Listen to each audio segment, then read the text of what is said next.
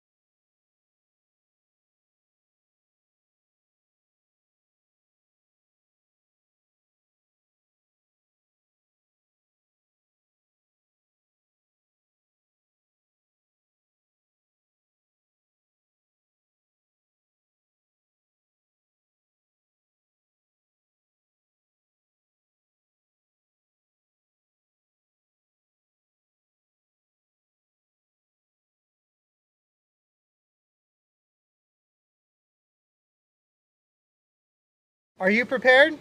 We're the Office of Emergency Services, and we're committed to providing the most up-to-date and accurate information so that you and your family can stay safe during an emergency. Part of being prepared is knowing your hazards and taking proper precautions. Visit mendoready.org.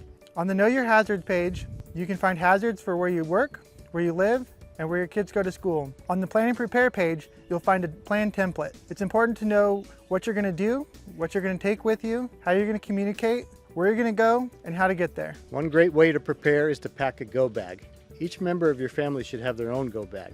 Visit our website, mendoready.org, to get a list of items that should be in your go bag. Gathering and organizing important documents before an emergency is an important part of preparedness. So visit mendoready.org today, where you can find a list of important documents that you should have ready near your go bag in case you have to evacuate. Not every emergency requires people to evacuate.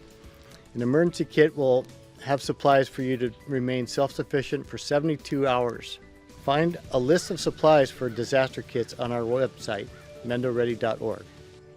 A prepared community is a resilient community that will recover faster from disasters. So take some time today, visit our website, get yourself prepared so you can be Mendo ready.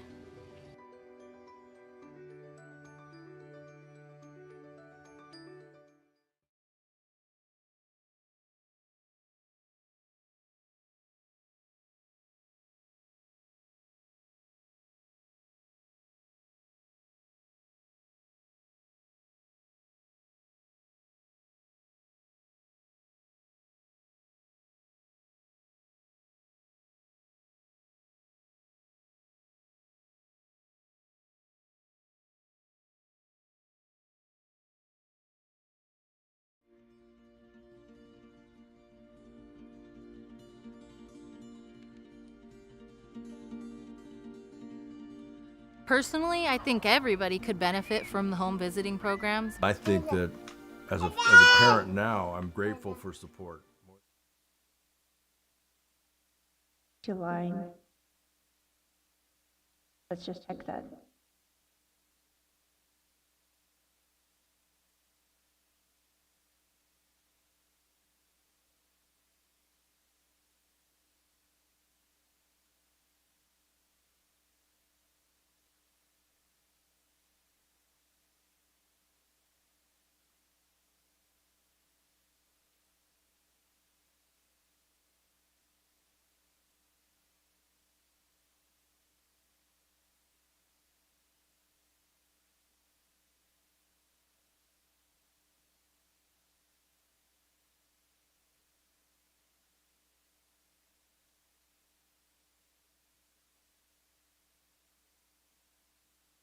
We don't know which one.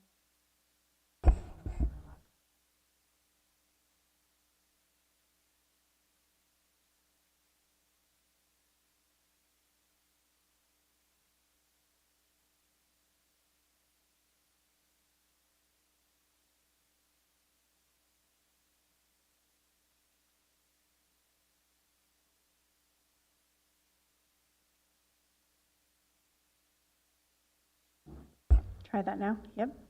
Perfect. Yeah. Okay. Sounds good to me. Thank you so much.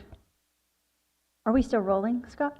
Okay. So this is the July 9th, 2024 Board of Supervisors meeting being called to order, and I'm inviting the clerk to conduct roll call, please. Supervisor McCourty? Here. Supervisor Mulhern? Here. Supervisor Hashak? Here. Supervisor Jurdy? Here. Supervisor Williams? In attendance. Please rise for the Pledge of Allegiance.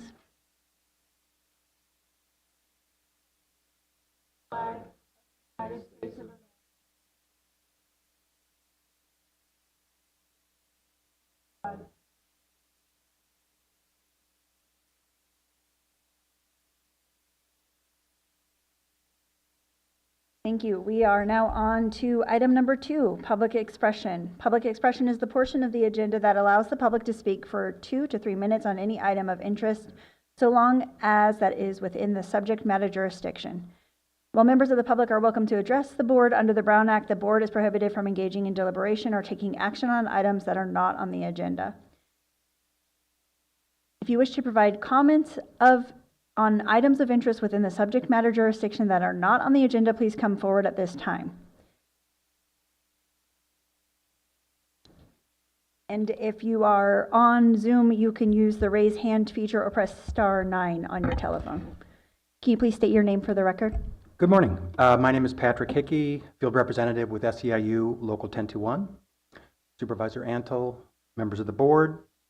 Over the past few months, we've been working to shine a spotlight at these meetings on some department or unit at the county that provides services and support to our community. This week, our spotlight is on buildings and grounds. So much of what the county employees do happens behind the scenes. We take what they do for granted. We expect the lights to turn on when we flip a switch, the air conditioning to keep our county facilities comfortable, the restrooms to be clean and in working order, our fire alarms and security systems to function when needed, and our landscapes to be neat and attractive. For all this, thank a county employee. The maintenance mechanics, custodians, and groundskeepers keep the county facilities operational and presentable. This small but effective team covers county buildings and their grounds, as well as county parks from Point Arena to Covelo. Staff juggle and prioritize a never-ending stream of work orders efficiently and professionally. Whether it's keeping our stressed HVAC systems functioning at 110-degree heat, keeping our roofs tight during torrential winter rains, or keeping smoke from entering our county buildings during fire season, there is never a shortage of work to do to keep county facilities running. Plumbing, electrical, mechanical, painting, our staff can do it all. The building maintenance staff rotates being on call, so if something breaks on the weekend or in the middle of the night, they respond. It might be a plumbing problem at the jail at 3 a.m. or a door lock that isn't working at the library on a Saturday afternoon. When the need arises, Buildings and Grounds responds. Buildings and Grounds staff are charged with routine and emergency maintenance, custodial and groundskeeping responsibilities for all county-owned and many leased facilities. This includes all county-owned parks and recreation areas. It covers a vast area, more than 100 buildings, comprising approximately 770,000 square feet, and their adjacent grounds and parking facilities throughout the county, with a small but skilled crew of building maintenance mechanics, experienced ground maintenance technicians, and dedicated custodians. All this is currently accomplished with just 9 maintenance mechanics, 14 custodians, and 2 groundskeepers. Currently, our groundskeepers are spread thin. As they work to maintain our well-used county parks and the landscaping around county facilities, years of drought have left many of our irrigation systems in bad shape, and they're working to correct that. Our custodians keep our offices and county facilities sparkling. We currently have a rotating team of custodians from Ukiah who travel to the coast 3 times per week to take care of facilities down there. Buildings and Grounds creates and maintains the facilities that allow all county staff and county residents a safe, attractive, and healthy environment to conduct county business. So this morning, I want to thank county employees at Buildings and Grounds. Thank you. Thank you for that. Are there any other members of the public that wish to come forward on items that are not on the agenda? I have no one coming forward in the room, and I have no hands raised online. So I'm moving on to item number 3, the consent calendar. Clerk, has proper notice been established? Proper notice has been established. Thank you. Items 3P and 3R have been withdrawn at the request of the department. And I do see pins up from my colleagues, so Supervisor Williams and then Supervisor Hashak. Items J, K, L, and M. I'd like to better understand why we're approving after the county has engaged vendors. Seems like it's more appropriate to let taxpayers give public comment prior to engaging. Supervisor Hashak. I'd like to pull items 3C and 3F for comment. Okay, so you just like to make a comment? Yes. Okay, please go ahead. Well, with item 3C, I'd like to really thank Schwinn Malilla and Kelly Hansen for their work on this. It's really changing over this grant to work on fuel abatement ordinance and the enforcement planning project. And I think that that's, we've dealt with it in the General Government Committee. I think that this is really could be a successful path of making sure that the ordinance that we have for fuel abatement works. So really appreciate their work on that. And with item 3F, which is the agreement with the Mendocino County Tourism Commission, my understanding is that we talked about cost recovery last meeting, and that this is the contract, but really what we need to do is when the ordinance comes up for review, that's where it needs to be in place, that there's not a 3% cap, that we need to be able to recover the cost that it counts for the county. And so just wanted to let the board know that that will be coming forward in the next few months or later this year. Okay, thank you. And I don't see any additional pins. I'd like to go back to items 3J, 3K, and 3L, and 3M, which I understand are retroactive agreements. So I'm not sure if CEO Antle wanted to comment on that, or if Director Miller is on the call, or Supervisor Williams, what's your question you wanted to? I would like to know, is there justification for these being approved after the fact? If it's an emergency, by all means, right? There's these situations where something comes up and staff has to move. Or are these just routine? And the problem this creates is taxpayers don't have an opportunity to give comment before public money is spent. At this point, it's very difficult for the board to say no, because we're already engaged, the vendor's already operating. It also brings up a concern that what happens when eventually something goes wrong? What terms is a vendor operating? There isn't a contract. That doesn't seem ideal. And somehow I think we need to plan ahead. We knew these contracts were coming, and this is not a criticism of staff. This is just organizational improvement. I think it's important that we deliberate, decide what we're going to do, and approve it in advance before money is spent. And then the last concern is some of these contracts are work that other counties do with their county employees. And I worry the amount we're outsourcing some core government services. We should be having that discussion, right? These should be positions that have pensions that are under the county system. Maybe there's reasons to contract it out, but I think it's appropriate to have the discussion before the money is spent. Okay, I do see that we have somebody from behavioral health to come and comment, and I just want to note for the record that the reasons for the retroactive are included in the agenda summary packets as well, so please go ahead. Thank you. Karen Lovato, Acting Deputy Director, Recovery Services as well. Regarding item 3J, the retroactive approval for Nuestra Alianza de Willits, this contract we did begin processing in February.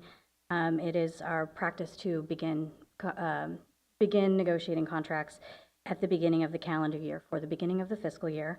Unfortunately, this one is retroactive because we were awaiting part of the processes to get provider approval of the contract terms, and we did not get that approval from the contractor prior to making the last June meeting in order for this to not be retroactive.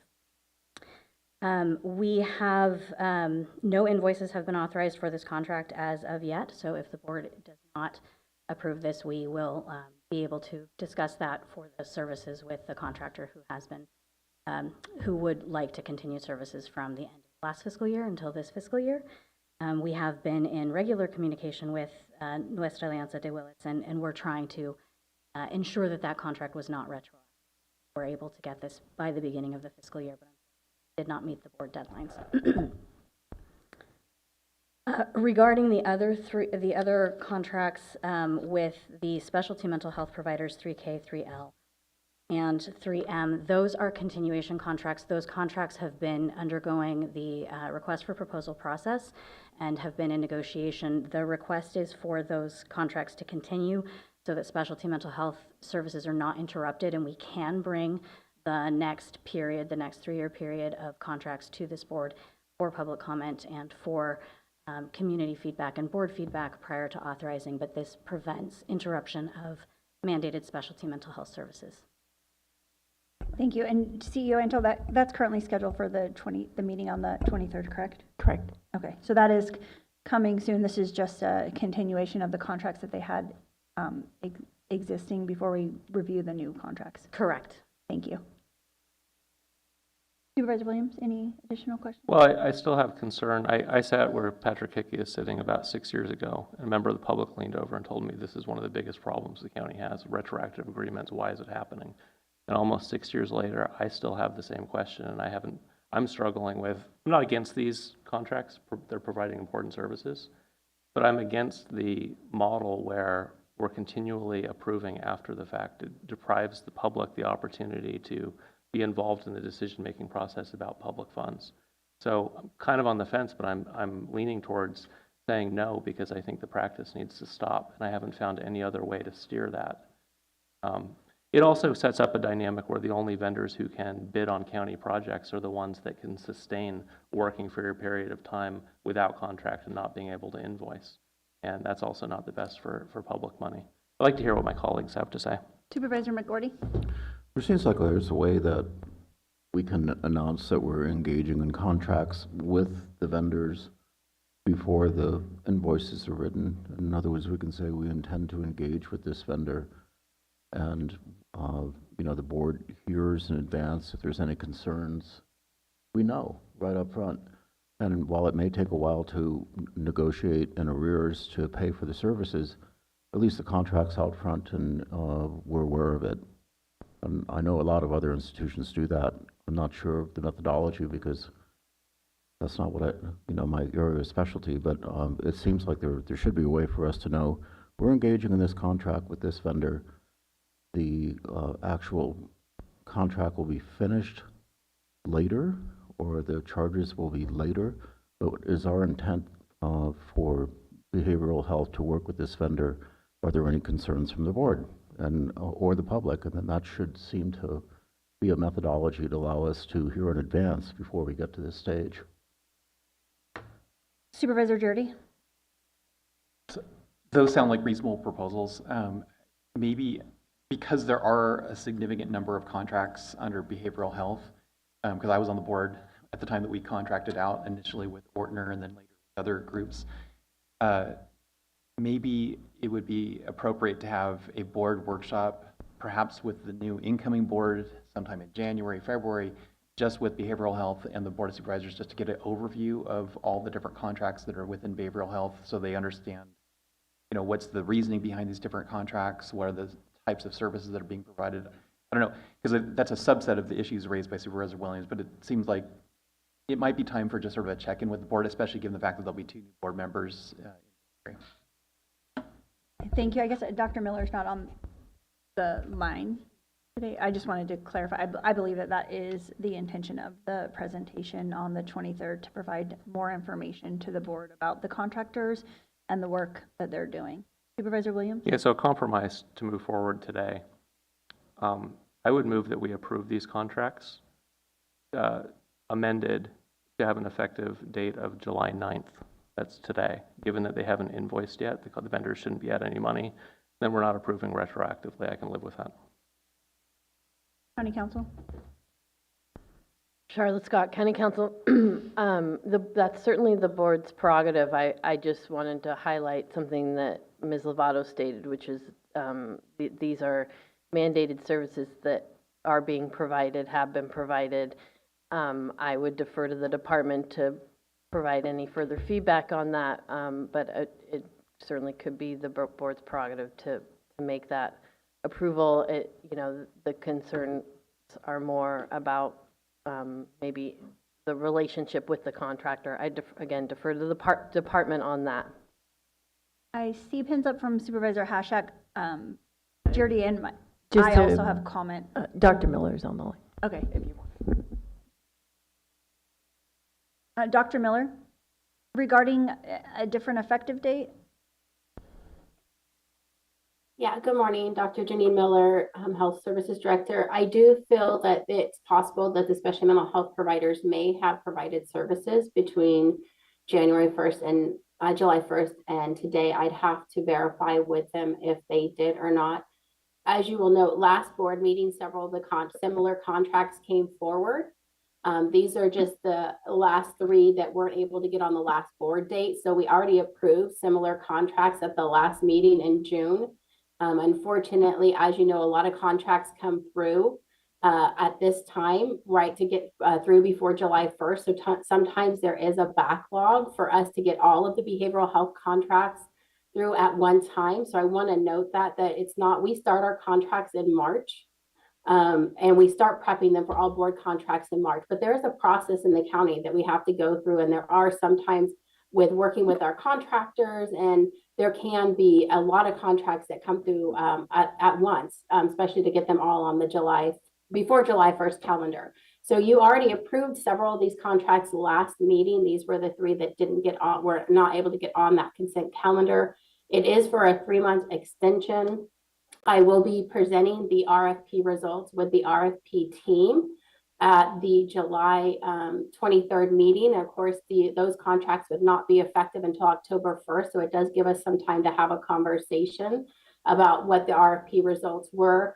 We chose to do a 3-month extension specifically because we wanted to give the board time to be able to get the RFP results and have a conversation about especially mental health going forward, which is why this 3-month extension is going through. We didn't want to just take the RFP and push contracts forward. It took us some time to review the RFP and be able to close out that RFP. We had to go back and get additional information, which is why we decided to do a 3-month extension, bring to the board at the end of July the RFP results, because we had to wait to get the RFP closed. And that gave us August and September in case we needed to go back and look at alternatives. So that we would not be bringing the RFP and contracts at the same time. So the board would have time to have a discussion on the RFP results and next steps. And so that's kind of where we're at. Like I said, I do worry if you push back to today's date, there might be some mandated Medi-Cal services that they are entitled to and that we're required to provide by the state. Supervisor Jordy. Yeah, so I appreciate that Supervisor Williams has been incredibly consistent on the issue of timeliness, and he's been bringing it up the entire time he's been on the board. It's not a surprise he's bringing it up. I personally would feel uncomfortable changing the date to today because they're entirely or largely continuation of existing contracts and extended. We don't know for a fact that the reason they came onto the board's agenda after July 1st was entirely due to the vendor. It could have partly been due to county staff. I just don't think, I understand the reason behind it, I just don't support it. Supervisor Hashak. Well, I'm in agreement with Supervisor Jordy's comments that, we have this process. Certainly there's delays in going through Cobblestone, going through the state process, all of that was laid out. And so, I think that we could be creating a lot of problems if we just wanted to put July 9th, whatever on that. And it would probably have to be rerouted through Cobblestone and create a greater delay. So, no, I I appreciate the work on this and would like it to move forward. Thank you. I also just wanted to comment that I understand Supervisor Williams has been very focused on this retroactive agreement, and we have seen staff be able to make improvements. Dr. Miller described how these are 3-month extensions so that the board can have a more robust conversation and discussion about the contracts at our July 23rd meeting. I just want to say that being actively engaged in the conversations about this work and how the work is happening, I don't think that not paying folks for the work that could have potentially been done July 1st to today is appropriate. And also, this board voted in February to bring the ASO back to the county, and that was that is going to be a big lift for our department. And they've been working diligently with the previous contractor. However, I just want to make sure that the county doesn't get to a point where we're trying to provide too many services ourselves, because I think that we have seen in the past that we have not been able to successfully do that. So I just want to caution the board a little bit on trying to bring everything in-house. I think that, you know, properly managed contracts and deliverables, which is something we've seen come from social services and behavioral health departments, and making sure that we're working collaboratively with our service providers is the best path forward as we continue to look at what the changes from Prop 1 will bring, what the changes from Medi-Cal billing will bring, and really trying to make sure that we don't leave folks that need specialty mental health without the appropriate services being provided. So Supervisor Hashak, you still have your pen up. Did you have another? Okay, Supervisor Williams? Yeah. With all due respect, most of this discussion doesn't address my concern. My concern is good government is about approving expenses before the money is spent. And the pattern that we have in this county is to spend money and then ask to approve it. And it's just, taxpayers don't like it. It should be illegal if it isn't. I can't support it. I support the services. I support everything else you've said, why this is important. I would have called for a special meeting on June 30th, or I guess June 28th would have been a business day. And in half an hour, we could have approved all of these, and there wouldn't be a retroactive spending. So there is a way to do it. It's hard for me to believe that between June 28th and July 9th, something allowed us to wrap up these contracts and get it on the agenda. I mean, agenda publication was 5 of those days. So I do think there is a way for this to come to the board first, even if it's not the final contract, to ask Board of Supervisors, do you want to allocate up to X dollars for this service? And I would have said yes. Retroactively, I don't have a way to justify it to the public. The public calls me and asks, there were 615 contracts plus or minus in during my term. How is it that you're always approving retroactively? I don't have a good explanation. So I'm gonna vote no, but I'm not fighting my colleagues on it. These are important services. Okay, I'm looking for a motion to approve. Supervisor Hashak? I'll move to approve the consent calendar. Is there? I think without Q and R. Yeah, without P and R. P and R. Okay, is there a second? I'll second the motion. Vote by the button. Oh, sorry. Are there any members of the public that wish to comment on any items on the consent calendar? Seeing no one come forward in the room, I do have a hand raised online. Dave Schback.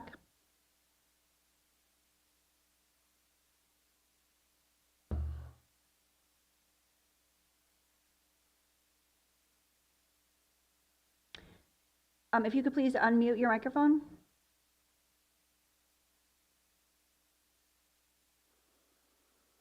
How's that? We can hear you.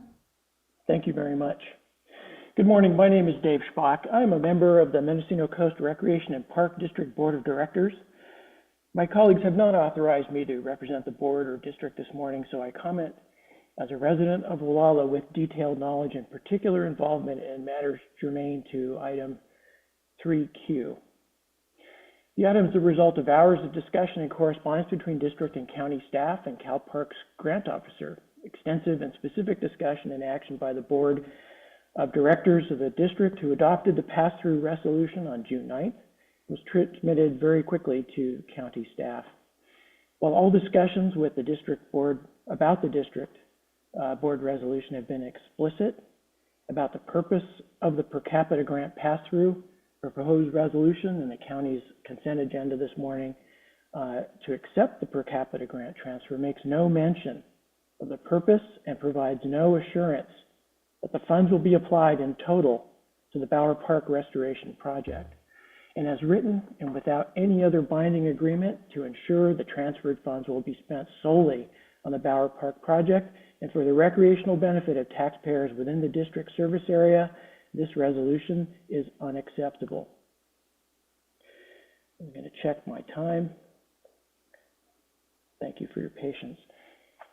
The district has been consistent about the purpose of the pass-through from the moment the notion was raised with county staff and state park staff, and through thorough and detailed consultation with those staff to meet all administrative requirements, and then the district's resolution for pass-through. The district board considered several practical and effective options for use of the per capita grant funds to advance district service objectives and obligations within its coastal jurisdiction. Ultimately, the district board decided to allocate the substantial capital resource to the Bower Park undertaking because of the overwhelming importance of Bower Park to South Coast communities, the good potential to maintain and possibly add recreational capacity at the park, to leverage provided by other state grant funds, and because of the enthusiastic reception of additional resources by county staff for the Bower Park project. Considering the specificity and consistent clarity of communications and the district's duties and obligations to taxpayers within its coastal jurisdiction, the resolution proposed by Consent Agenda 3Q creates an unacceptable risk of misappropriation of funds intended by the state for people within the MHRB service area. I am confident that my board colleagues and district staff are willing to continue working with the county in good faith to benefit our coastal constituents through correction of this resolution. Thank you for receiving my comment. Thank you for your comments. Supervisor Williams, did you? Yeah, through the chair, can we ask county council, is it better for this item to come back with some clarification, or is it enough to have legislative intent on the record? I also noticed that the actual resolution has previous interim county council. Charlotte Scott, County Council.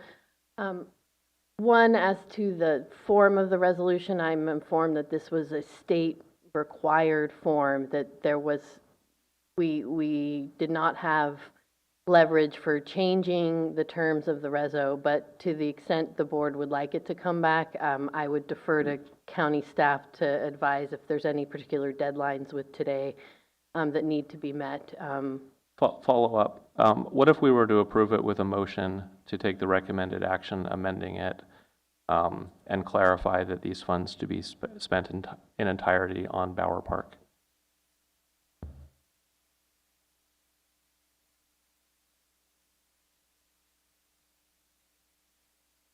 If I may, through the chair. Executive Division Manager Tim Hallman. Again, I appreciate Dave calling in. We have worked closely with the Parks District in order to secure the funding and bring forward to Bower Park. The intent for this resolution was merely to get us to the point to where we can negotiate that contract. The contract will definitely be very specific in what that can be used for and what that input is.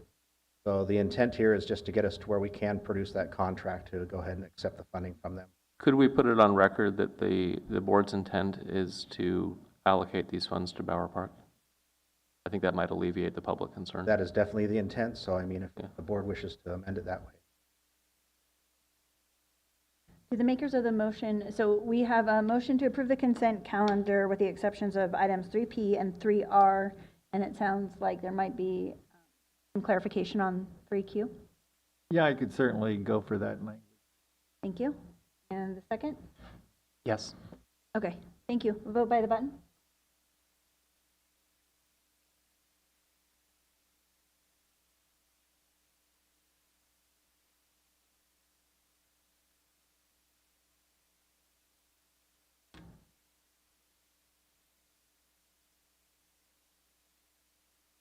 The motion carries with Supervisor Williams dissenting.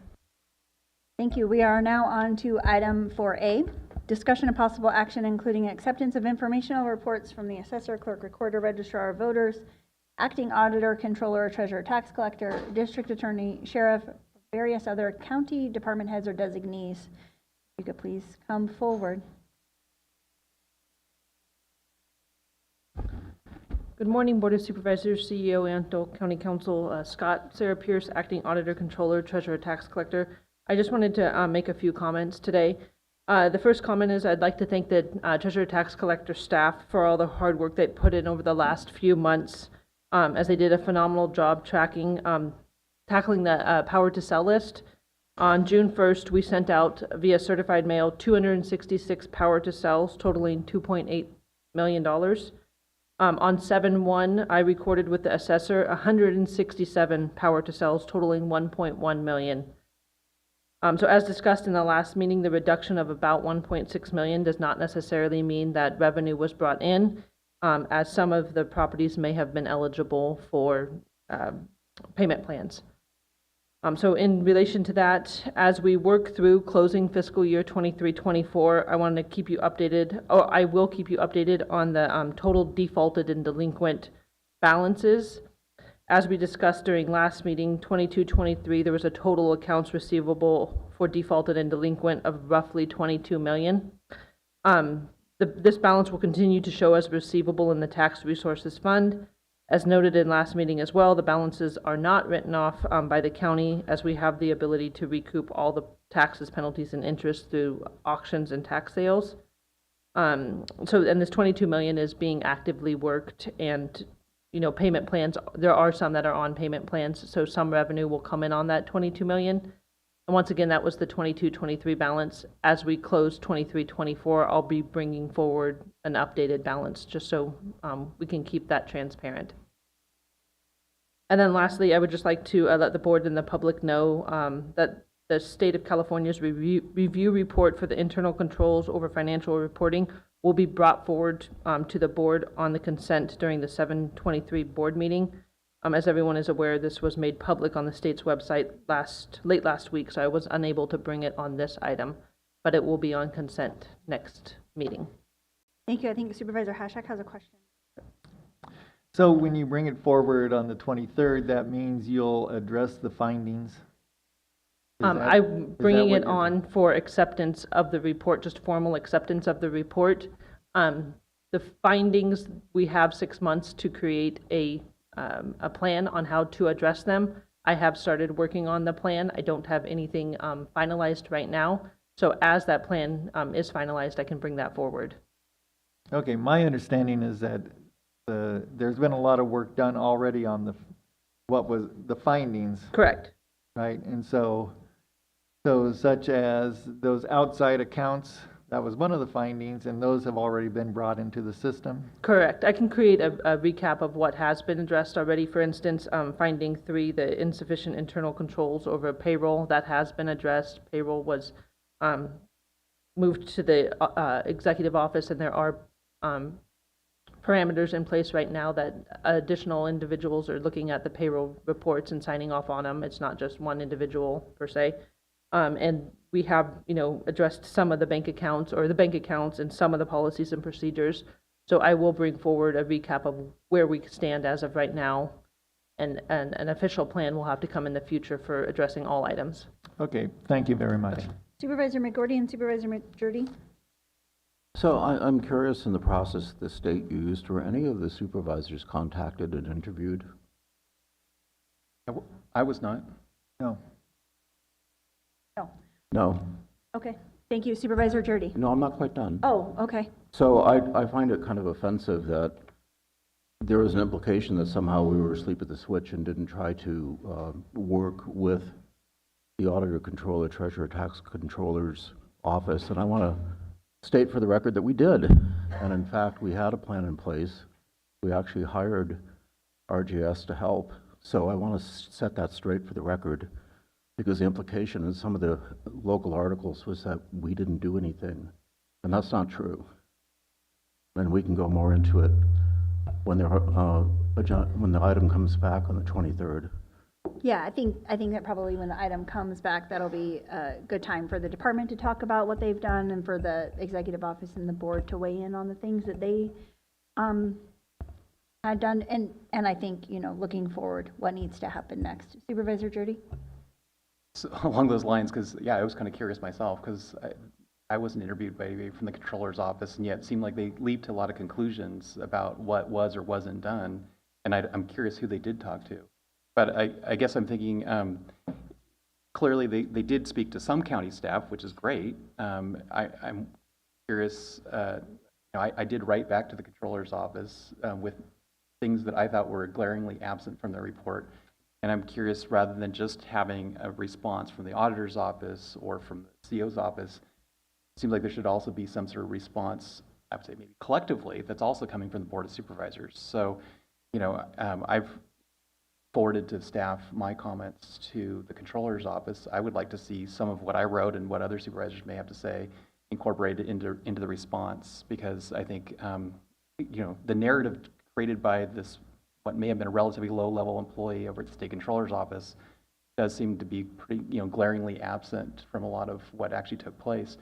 I mean, to start with, it was state legislation that enabled the two elected offices to be one elected office.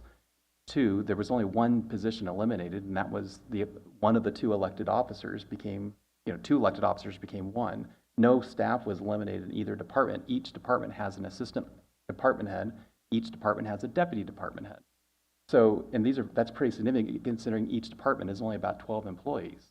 So none of that was mentioned in the report. Secondly, that the legislation enabling the merger of the two elected positions into one took place, I don't remember the exact year, but it was more than 12 years ago because it took place before I was elected. So not a current board member was in office at the time that the county requested the ability to merge the two offices. That was, 5 different supervisors that are sitting here today. Third, every time since that legislation was passed, the incumbents in those offices would run for re-election. One or the other would retire middle of the term, ask the board to fill the vacancy so that at each election, there were always 2 incumbents running for the job. 3, when this board did try to engage the incumbents in a discussion about the merger that would take place with the consolidated election of one officer, the incumbents chose not to engage conversation. 3 or 4, that when they informed the board that they had vacancies in their departments and were having difficulty filling vacancies, the board offered, as Supervisor McGordy just said, to help them fill vacancies through an outside contractor while they had the vacancies. And they rebuffed those offers from the board. They did not want outside people in their office.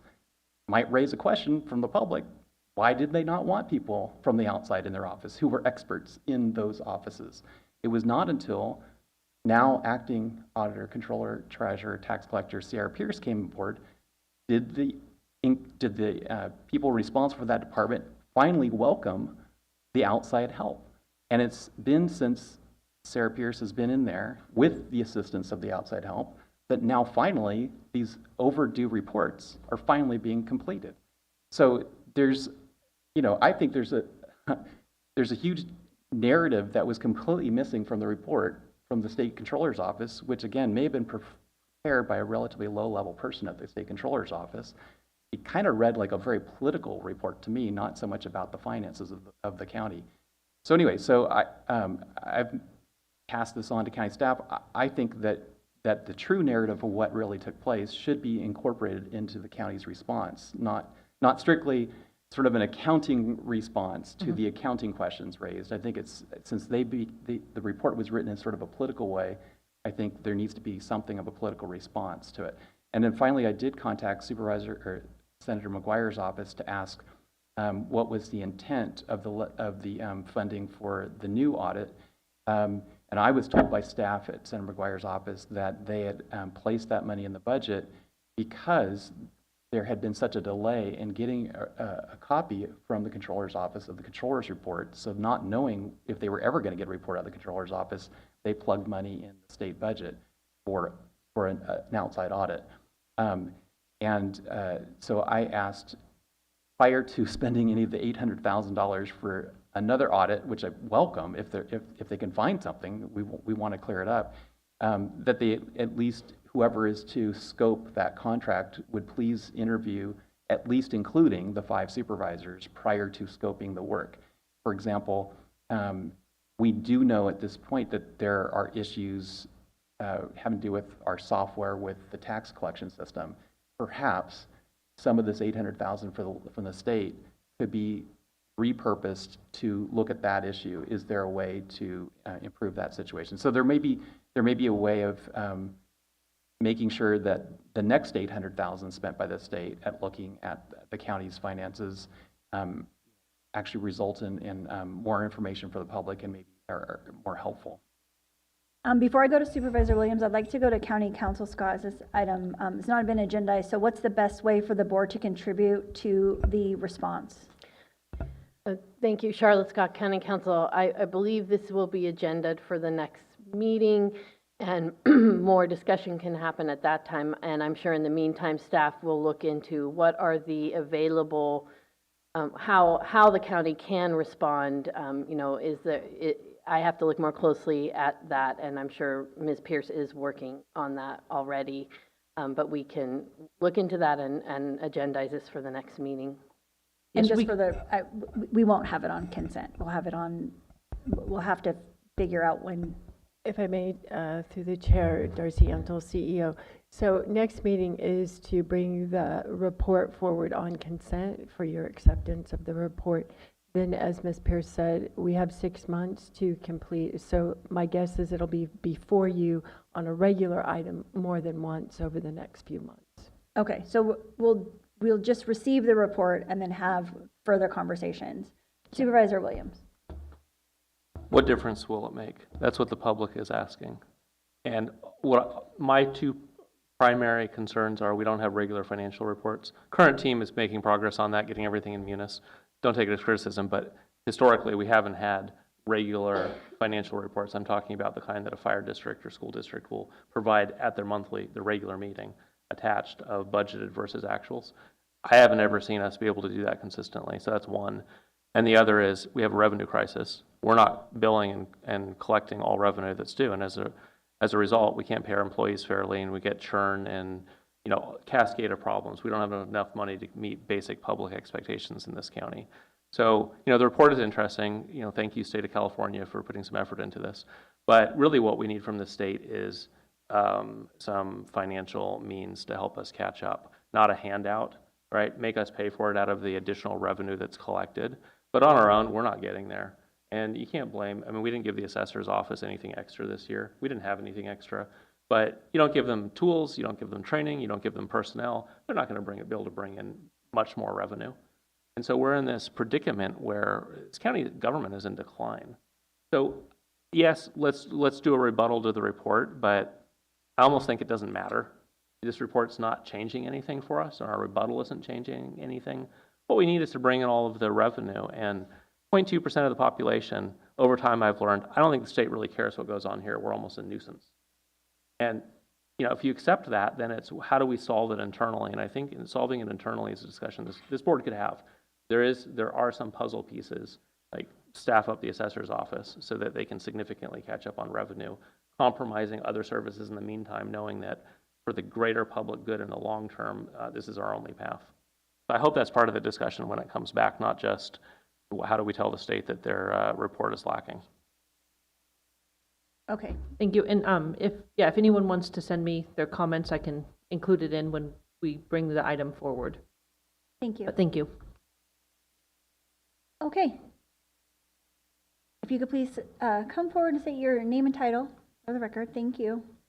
Good morning, Chair and Honorable Supervisors. I'm Angela Godwin, the new Ag Commissioner, and Agriculture, Environmental Health, and Mendocino County Air Management District. I want to make sure I get the title right. I wanted to update you on our coordinated response to the recent fire that erupted last Tuesday, the 2nd, at CNS Waste Solutions warehouse in Ukiah, triggering a large-scale emergency response.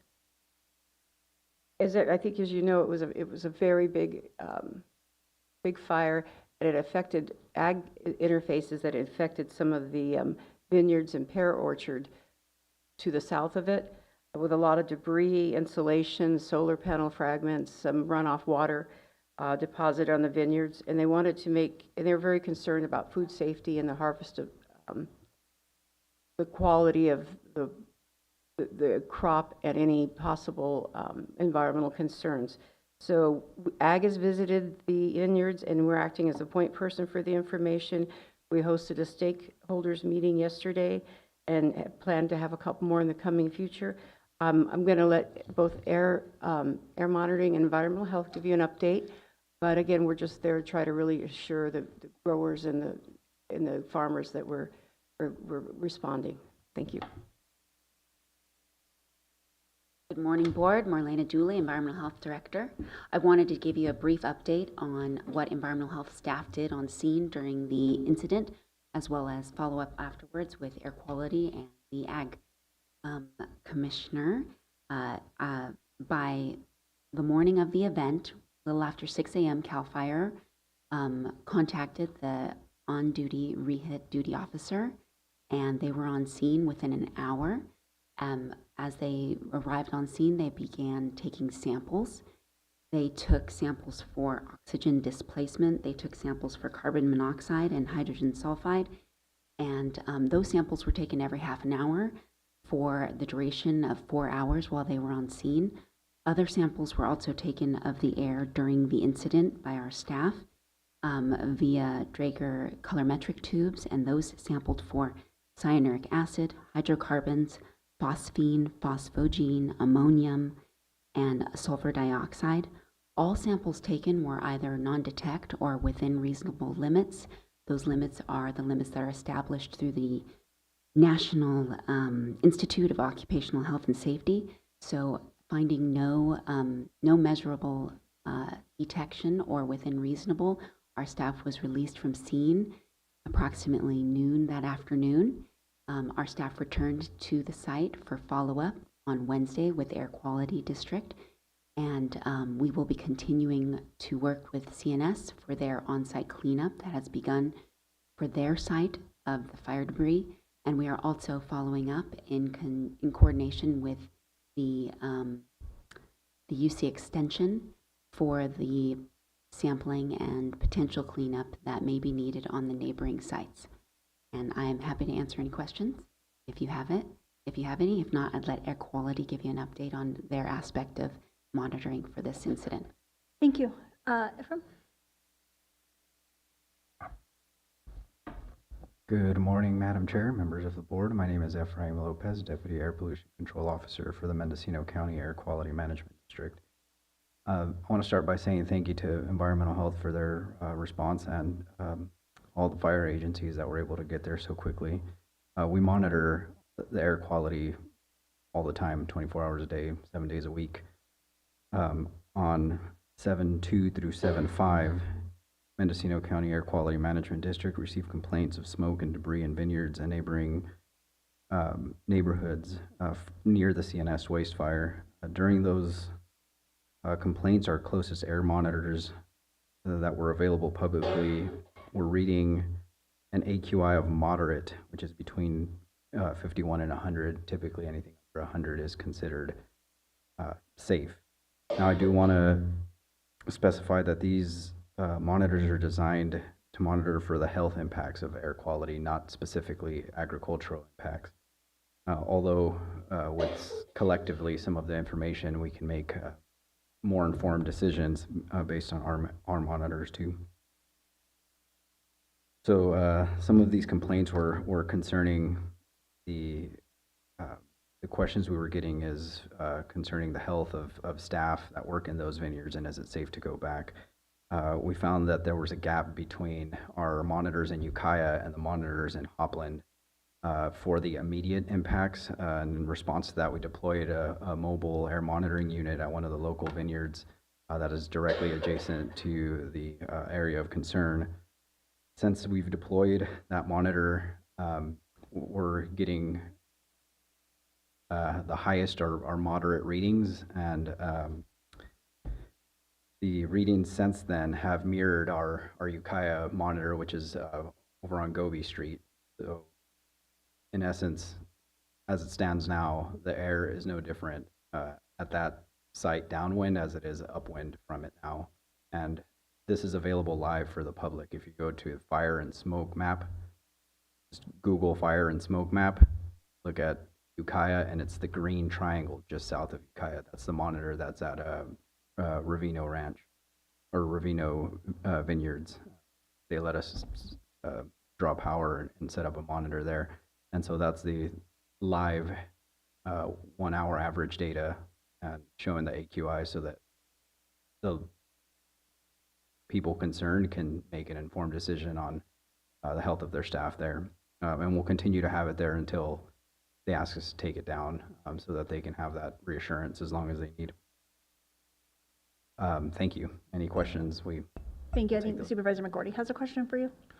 More comment than question. So I was on vacation 2,000 miles away when I got a call, and I was able to get a hold of all 3 department heads very quickly. And I just want to congratulate them on a quick response. The other partners that are really helpful in this is Mendocino County Farm Bureau. There's still more work to be done because there is debris in the field, and I mean real debris, like chunks of stuff this big that got picked up in the airstream and dropped, pieces of insulation, pieces of solar panel. So there's still some question among the growers, you know, have we contaminated anything with heavy metals or whatever? And just dealing with all of that is going to require a continued response, which it appears that under the direction of our new Ag Commissioner is going to be a coordinated effort with regular meetings until cleanup occurs. CNS has promised that they will actually clean up, which is going to be kind of a monumental task because there may be up to 500 to 600 acres that have been affected with this debris. So it is kind of a small crisis for us here for the local ag industry in Ukiah Valley. Thank you. Supervisor Jordy. So when you have something of this scale, do state resources sometimes come in? I mean, this potentially is more than within the scope of a local business or our county departments, it seems to me. I think, Marlena, that might be a question for you regarding environmental health and the Marlena Dooley, Environmental Health. At this time, not to my knowledge, I believe that those kind of funds come into play when there's an emergency declared by the county. And please, CEO Antle, correct me if I'm wrong, but that would need to occur before the state would step in. And after that, I'm certainly not sure that the state would, even if we declared an emergency for it necessarily. CEO Antle? Yes, thank you. At this time, we have great communication and collaboration with the company. The company did bring their environmental steward, I'm not quite sure what the title was, to the meeting, the stakeholder meeting yesterday. I have spoken with CNS leadership as well, and we're doing what we can to support them through the process. But I believe at this point they have the resources. And with the tracking that these 3 departments are doing, I think for right now we're in good position. Okay, I'm not seeing any additional pins from the board. Thank you. In terms of air quality, it's similar. There isn't any thresholds met to warrant that per se. The process for us would be advising the county public health officer on what those air quality impacts would be, and then they would declare an emergency also, and then it would trigger. So as far as air quality is concerned, that's not really an option for us right now. Great, thank you. Thank you all for your work. Morning, CEO Sherry Johnson. Good morning. Good morning, Chair, members of the board, CEO Antle, County Council Scott. I'm Sherry Johnson, Deputy CEO. So I have here to give an update, as I had been directed by the board to bring monthly updates regarding the county health officer. So since my last update, we've had 2 applications. One did not meet the minimum qualifications, but we do have one potential applicant that does meet the qualifications that will have a pre-screening this week with the executive recruiter. So very hopeful that this applicant works out. So that is the update that I have this morning regarding the county health officer. Thank you, Supervisor Jordy. I don't know, this may be a question for someone else. Do we know if death certificates are being signed? If- In other words, is there a backlog in the signature on those death certificates? Right, if I could, through the chair, if Dr. Miller is still on, maybe she could respond to that question, or CEO Anton. If I may, through the chair, at this time, we've been very fortunate that Dr. Evans and Dr. Flaherty have continued to help support in their deputy roles. Thank you. Supervisor Hashak? Yeah, and I think the other concern that Chief Locatelli brought up was that there was a question about reimbursements without a public health officer. So, do you know anything about if we're in risk of losing money because of that? If I may take that, I had some of those conversations, yes. So we have a contract with PRMG for the juvenile hall services, and that contract is terminating, I believe, early August. So we really need to get somebody in place this month, so we will be able to provide medical care at our jail, or at our juvenile hall. Thank you. Thank you. Okay, I'm not seeing any additional pins. Are there any other department heads or designees that wish to come forward? Okay, seeing none, I'll move on to item 4B, discussion of possible action including adoption of a resolution and approval of memorandum of understanding between the County of Mendocino and Service Employees International Union 2015, California's long-term caregivers for the term of June 1st, 2024 through December 31st, 2026. Yes, good morning again, Chair. I'm Sherry Johnson, Deputy CEO. So the Board of Supervisors negotiating team has met with representatives from SEIU 2015, the California's long-term caregivers, and have reached an agreement regarding the appropriate terms and conditions of this MOU. The proposed changes to the MOU include an increase in wages from $17 per hour to $18.81 per hour, and an increase to training funds. And I would like to thank the SEIU local negotiation team that we spent quite a while with. So I wanted to thank Cesar Alvarado, Consuelo Roca, Priscilla Rodriguez-Tarver, and Juana Santa Cruz. And also just please also note thank you to Beverly Galton that passed this last year, but she was a very important part of the team too. So so thank you, and I don't have any questions. Thank you. Supervisor Jordy, Supervisor Hashak, Supervisor Williams. Yeah, some people watching this at home may be thinking this is sort of anticlimactic. There were, demonstrations in the boardroom. There were lots of emotional pleas to approve a contract of $20 or more an hour, and yet today there's nobody in the room for a contract of $18.81, and people might be wondering, well, why? Where's the demonstrations? Where's the uproar? And I think for the record, we should probably tell the public that late in negotiations, the board became aware that state law, state and federal dollars for this program, which principally fund the program, stop at $18.81. And when the board became aware that the contribution from the state and federal government end at $18.81, which includes a county match, and the county became aware of that, told SEIU that we were now aware of this, we stopped hearing anything from SEIU about demanding more than $18.81. So had we known 6 months ago that the state and federal dollars ended at $18.81, we might have all not had several board meetings where there were lots of demonstrations demanding $20, $23, whatever, an hour, because we would have known state and federal dollars ended at $18.81, and that's why apparently not one county in California pays more than $18. Supervisor Hashak. Well, I'm certainly glad that we have this this agreement with SEIU 2015. The in-home support services provide an essential service for many people in this county, and I think that this agreement brings them up into the top 5 counties in the state. Because I think there are a couple more that are paying 20 or something, but that's where very high income counties like San Francisco, even Marin, and so I think that with this deal that we've struck, it's it's a good deal for everyone. And hopefully, they'll continue, you know, we can attract more people into that because we have services that need to be provided. On another note, I don't think that when we're in negotiations that the board should have discussions about, you know, the possibility of getting the 20-year living wage or some of those kind of discussions. I think that hampered the ability to really have a clear discussion with and leave the negotiations up to the negotiators. So I would ask that the board in the future refrain from doing such.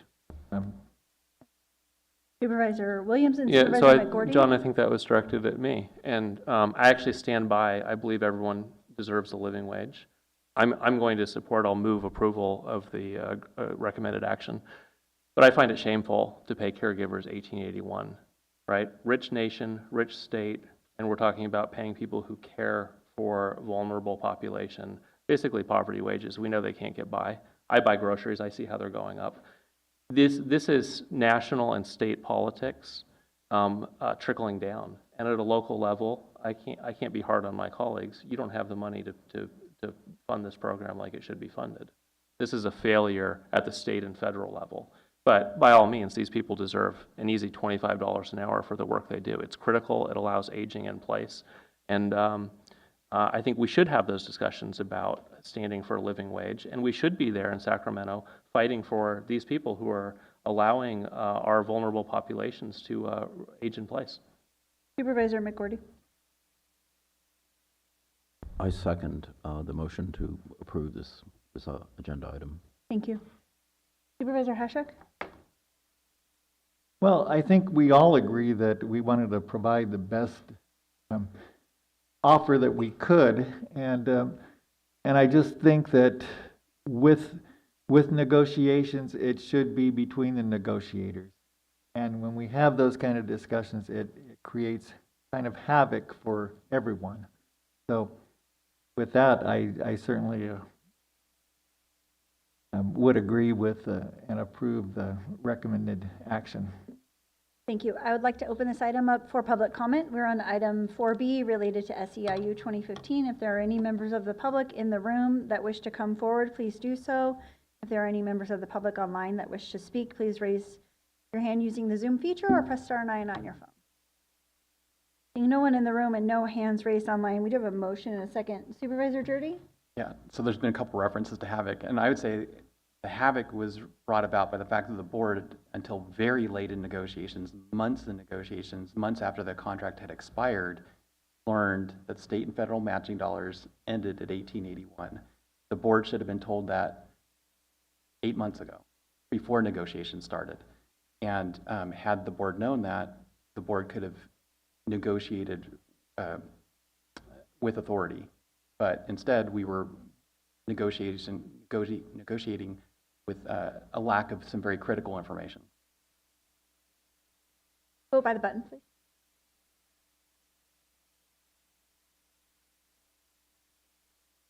The motion carries unanimously. Thank you. We are on to item 4C, discussion and possible action, including direction to staff to investigate and research options for transferring county-owned land near the Covelo Airport to a partner entity for the purpose of developing a community skate park. Supervisor Hashak.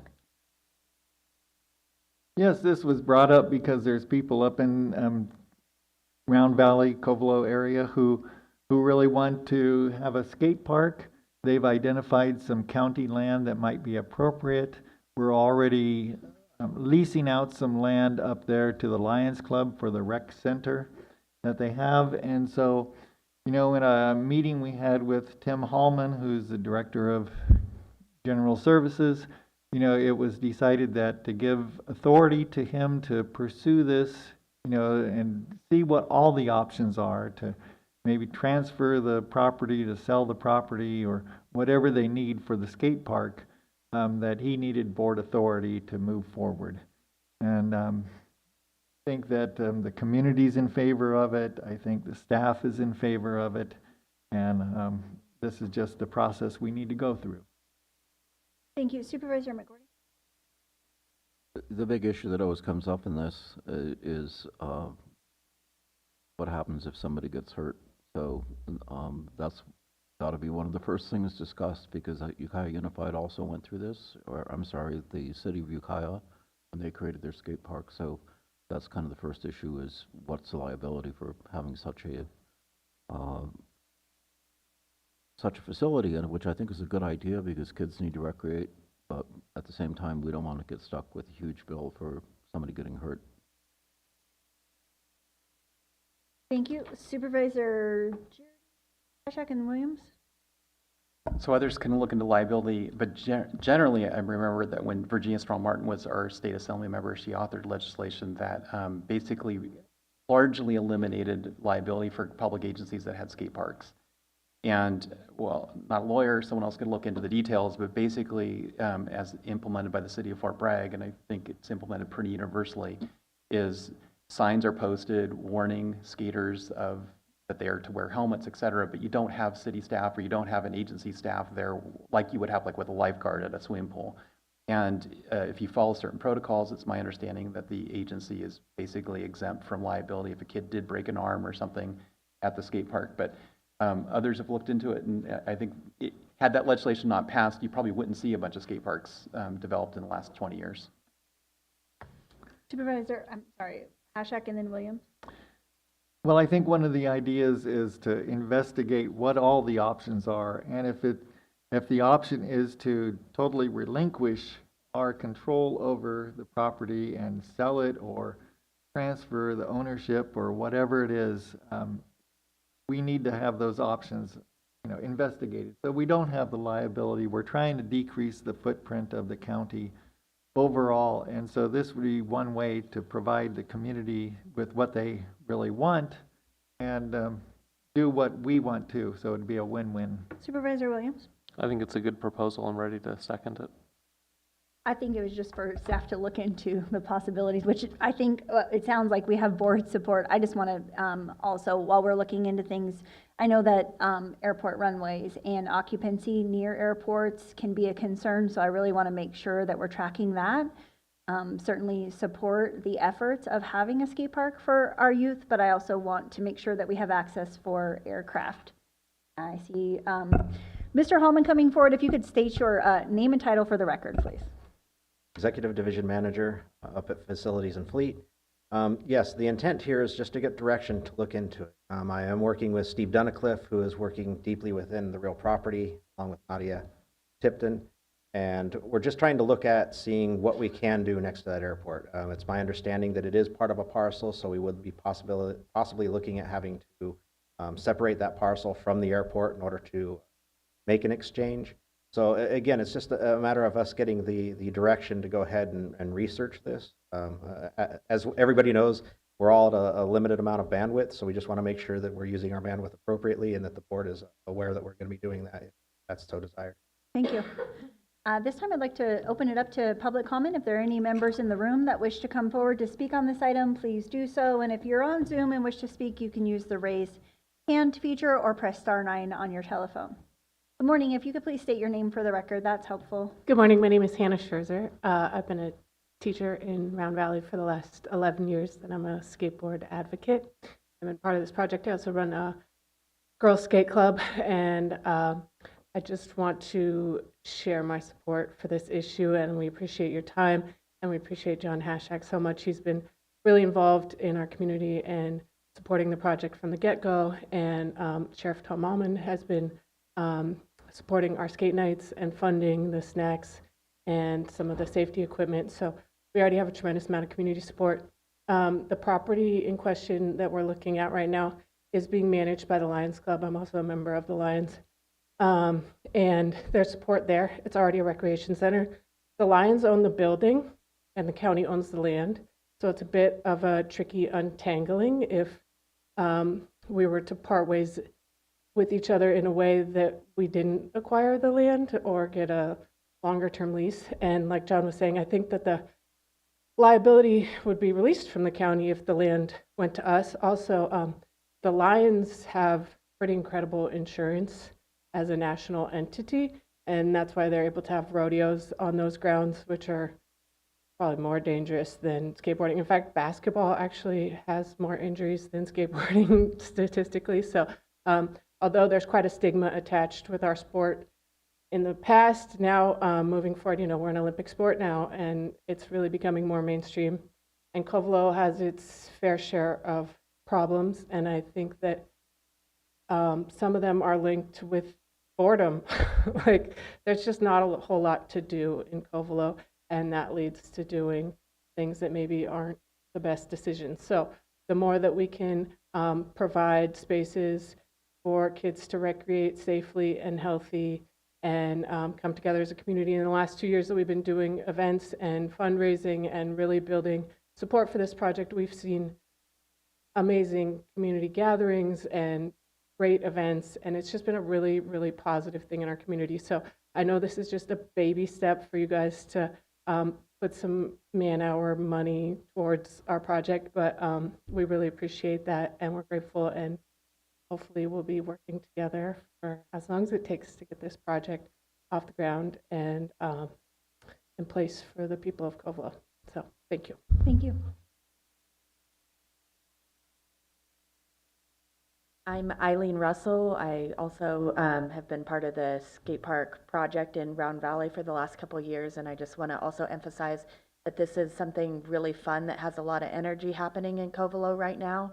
And Covelo as a community in the wider Mendocino County is one of the more vulnerable populations. There's systemic violence, there's historic generational trauma, and this is energy that is all sorts of people coming together to bring a skate park. We feel that Covelo deserves it, and so this is just an opportunity to educate the wider Mendocino County of something that's happening in Round Valley now. We've also really made an effort to build on the energy of other entities and work with other nonprofits that already exist in Covelo. So by building it at the rec center, we're really have been bringing energy back into that recreation center by holding monthly community events. So it's really, it's not something entirely new and different. It's building on culture that is already there in Covelo with the rodeo, the rec center, the Lions Club, and because we're so remote and rural out there, that kind of unifying project is really something cool to get behind. It's great for mental health. We have a lot of energy behind it. So in any ways that this could be facilitated, whether it's a long-term lease or a land transfer. We also have on July 29th, we have Dreamland Skate Parks. They're one of the most legendary skate park builders in the entire nation, and they're partnering with us to draw up our initial design. So they're coming out for a scoping meeting July 29th, and we're going to look at a couple sites and just have community input in the design of this park. So there's a lot of energy behind it, and anybody's welcome to come to that July 29th meeting. And thank you for taking the time to hear about our project. Thank you. I have nobody else coming forward in the room, so I'd like to invite Lawrence Hall to unmute and speak on Zoom.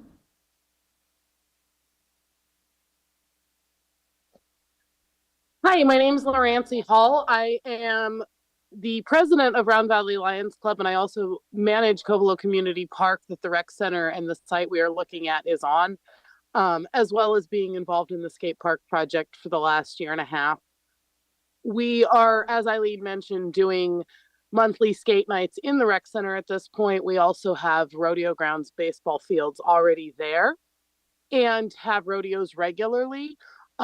So to address the concern of liability, Hannah touched on that our Lions insurance does cover that a lot, but I don't think a skate park would be taking on any more than the activities we're already having, seeing as we already have an open rodeo grounds that is doing similar things open to the community to come in and ride, etc. And statistically, that's more of a risk. We really do need more activities for our youth. And the skate park project has been a great addition to the Lions Club as far as bringing in some different interest in people and really to build that out to be more of a park. The focus historically has been on the hall for our events and activities and otherwise the rodeo grounds, but especially in these economic times, it's not like everybody has horses and can afford them anymore. So I think this gives our youth and our community a different avenue, and we don't have a park up here, and we need that desperately. Thank you. Patricia, you could unmute and be heard. Good morning. I just wanted to thank Supervisor John Hashak for including this agenda in this meeting, and for all of you guys for taking time to listen to our volunteers. We're a group. My name is Patricia Mara, and I'm the project manager for the Round Valley Skate Park project. And we really believe that Covelo is deserving of a skate park. We believe that it's community building, it's a healthy activity, it's a generational activity, and it's great, safe, and we're looking for a safe and healthy facility that can promote a good lifestyle and to help improve the social cohesion of the town. Our skate nights that we've been having monthly have been great. It's been all different types of community members that have been coming and learning how to skate, and it's been a lot of the kids, and it's been great. So we really thank you again for taking the time, and thanking the volunteers for being here. And that's it. Thank you. Thank you. I do not have any additional comments online or in the room, so I just wanted to make one comment to the team that's working on meeting with the designers. I know that when I worked in Ukiah, one of the things that we struggled with as a community was which kind of wheels were going to be allowed, and I can just tell you that anything with wheels is going to show up. So I would just be prepared for bikes and scooters and roller skates and all of those activities as well.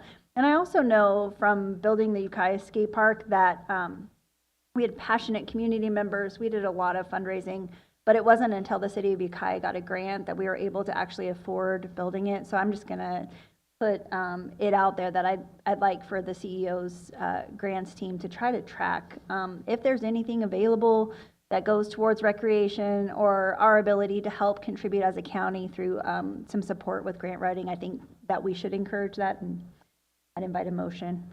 Supervisor Jordy? Was there a motion on the table? I haven't heard one yet. Supervisor Hashak? I'll move the recommended action with that direction to look for grants. Second. Thank you. Supervisor Jordy? Just one additional comment to the members working on the project. You might want to, when you're meeting with the designers, you might want to talk with them about the pros and cons of having them design it so that it could be built in 1 or 2 phases. So for example, the city of Fort Bragg, they ended up designing it in 2 phases. As one tranche of funds became available, they built phase 1, and then a second grant became available, and then they built phase 2. So that there may be pros and cons of doing that, but it might be something at least worth talking to the designers about. Great. And vote by the button, please. Oh, excuse me, Supervisor McGordy. Yeah, I would like to hear back on this and not have it get lost. Because sometimes staff gets busy and we don't hear back. So is there a reasonable time for us to hear about this again, say 3 months, maybe? I think that any updates could either be given in the CEO report, or Supervisor Hashak could report back during his supervisor report. Yeah, I could certainly report back, and if there's anything happening, you'll know about it. Okay, thank you. Very good. Okay, vote by the button, please. The motion carries unanimously. Thank you. Thank you for driving down this morning.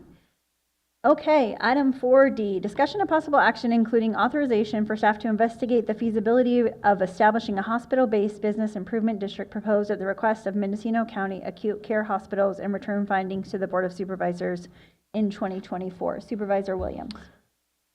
Our county is largely underserved in healthcare and hospital services, and Adventist Health has been a committed partner. They operate 3 of 3 hospitals in our county. The reimbursement rates they get are quite low from government. They have patients where they provide a service and then they get paid less than the cost of providing that service. It's very hard to build a sustainable business based on that, and it directly affects the 90,000 people that we care about in our county. They have a proposal to form a business improvement district. Bid we have today is for lodging. 1% is collected, it goes into a pool, and it's a collective budget for lodging industry. It would be the same model, but it would be an assessment on acute care at the hospitals. It would go into a pool, raising tens of millions of dollars that could be reinvested into hospital services. This model is employed elsewhere in the country. There's an example in Texas where it's being done. Adventist thinks it's one of the key shifts that would allow them to maintain services and maybe enhance services. What's the catch? What's the impact on people using those services? It doesn't look like there would be an impact. And that's really what excited me, that the only concern is unanticipated consequences. Is there something we're missing from the proposal that could negatively impact our residents or county government? We don't think so, but we also don't have the experts on our staff to fully investigate. And so I'm bringing this item to you, not as shovel ready, to get authorization on using a little bit of staff time to work with Adventist Health, bring back a formal proposal in September, October timeframe. There are some documents attached because I wanted you to see all the ideas that I've seen to date, but these are just drafts. They're subject to change. I think we've used probably half hour to 45 minutes of staff time, county council discussing this up till this point. I know the limit is 4 hours, but this looked like it may exceed that. I wanted to get permission first. Supervisor Jordy? Yeah, it's kind of unusual to see a business propose a tax on themselves. So I'm trying to understand. Well, who would be paying that? The state insures a lot of their patients, and the state would be subject to paying those assessments. So it would bring in more revenue from the state. So I think that was the part that I was concluding without it having been said in the staff report. So basically, so it sounds like what really would work here is if Medi-Cal, Medicare, or private insurance, they have an agreed upon reimbursement rate for each service provided. We know that Medi-Cal and Medicare don't cover the full cost of the service. So is effectively through this self-imposed tax, because they're proposing it, the county would collect it from them.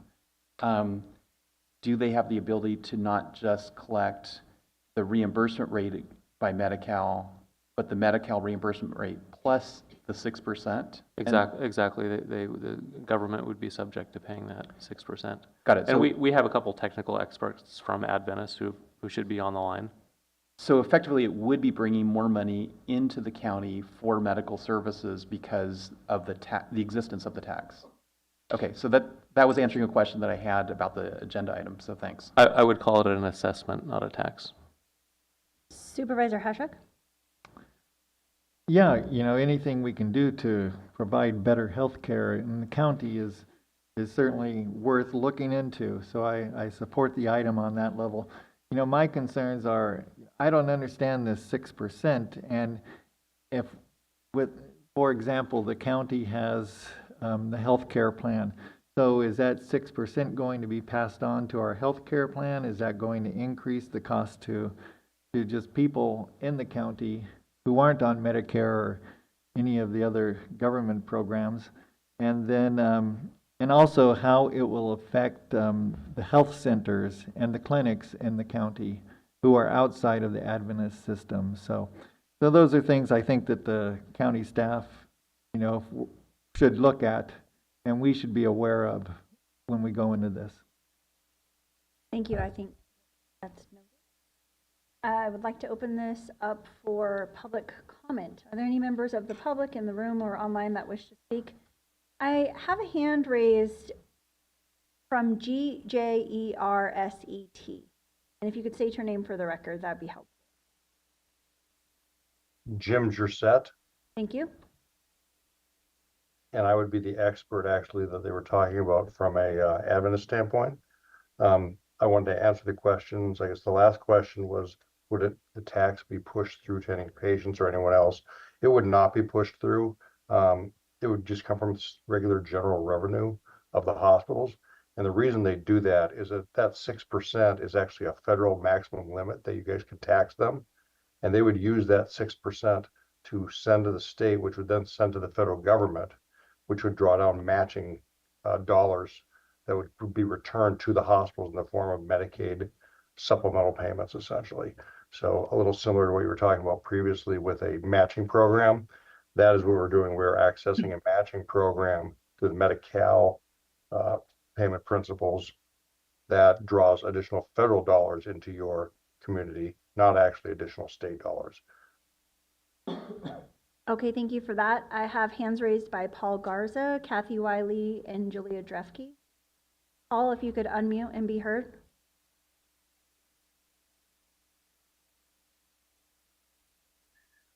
Chair Mulholland, members of the Board of Supervisors, my name is Paul Garza. I'm Chair of the Board of Directors of the Mendocino Coast Healthcare District. Let me first qualify today that I'm not speaking on behalf of the board because we've not had the opportunity to discuss this. I am speaking for myself. Nonetheless, we live in a community that receives reimbursement rates for Medi-Cal and Medicare services that are far below the costs of providing these services.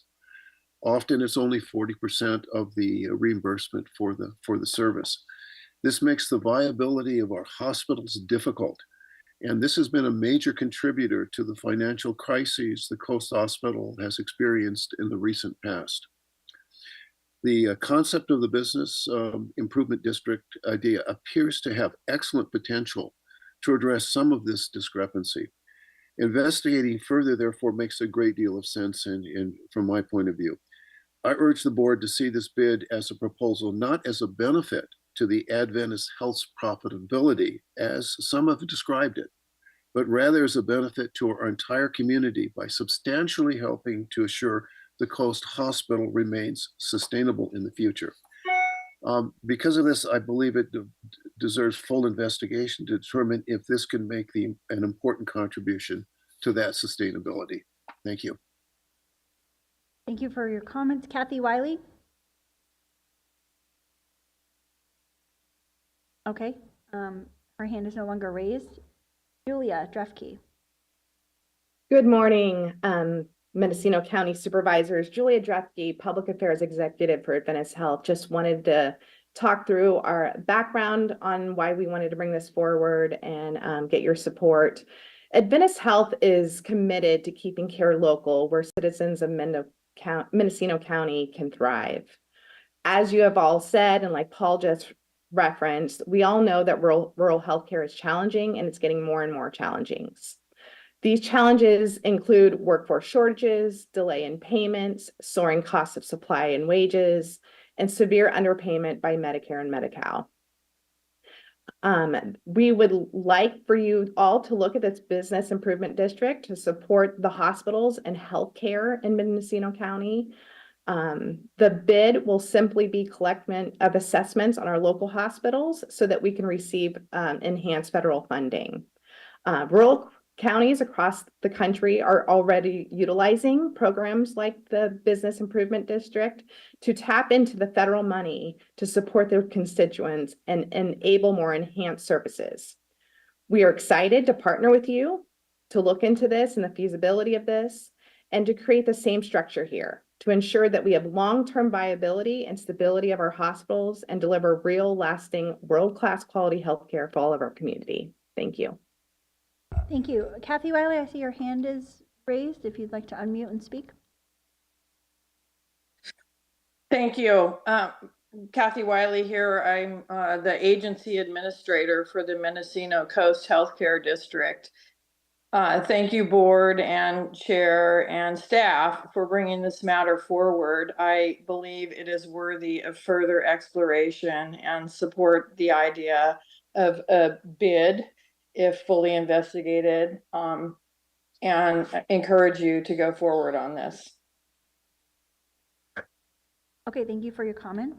I have no additional hands raised online, and I have no one coming forward in the room, so I'd like to bring it back to the board for invitation of a motion. Supervisor Hashak?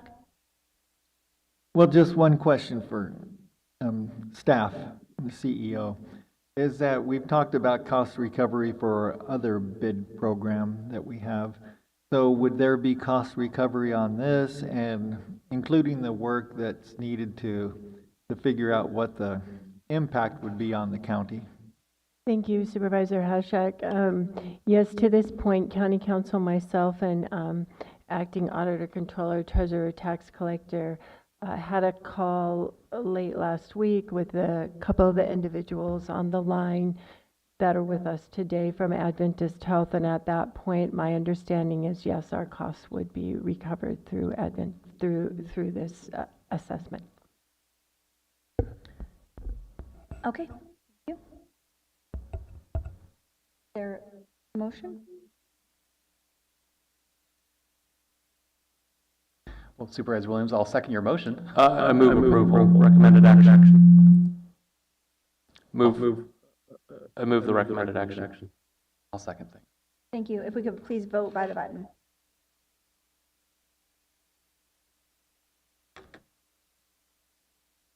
The motion carries unanimously. Thank you. At this time, we are going to take a 15-minute break, and when we come back at 10:50, we will hear item 4E, a noticed public hearing. Thank you.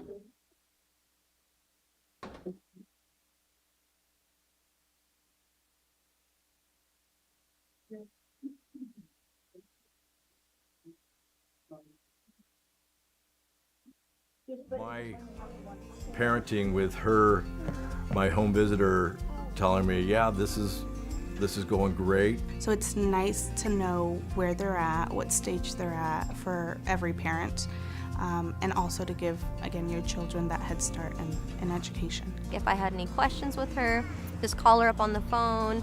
You know, it was very relatable, very personal. And, you know, with her getting to know my kids, you know, she got to kind of help guide me along the way. I mean, there were so many cool things that I've learned. I went from a very like rough type of life. I was homeless, and she was able to help me get into school, and I actually have enough credits to graduate with a business degree right now. I think I really want to mention just that I'm grateful that I took advantage, because it's something that has put me in touch with my child, or closer to my child and her development. I want other people and parents to know that the home visiting is not something that you should be afraid of. It's actually something that is needed. You know, because she's not just here for her, she's here to help with all of it. She helped me create a safe space where I feel comfortable enough to ask for help. Don't be afraid to take that step. Like, don't be afraid to get help. It's always okay to have extra support. I would say, give it a try. You got nothing to lose. It's free. There's some perks, you know. They got some great resources. Personally, I think everybody could benefit from the home visiting programs.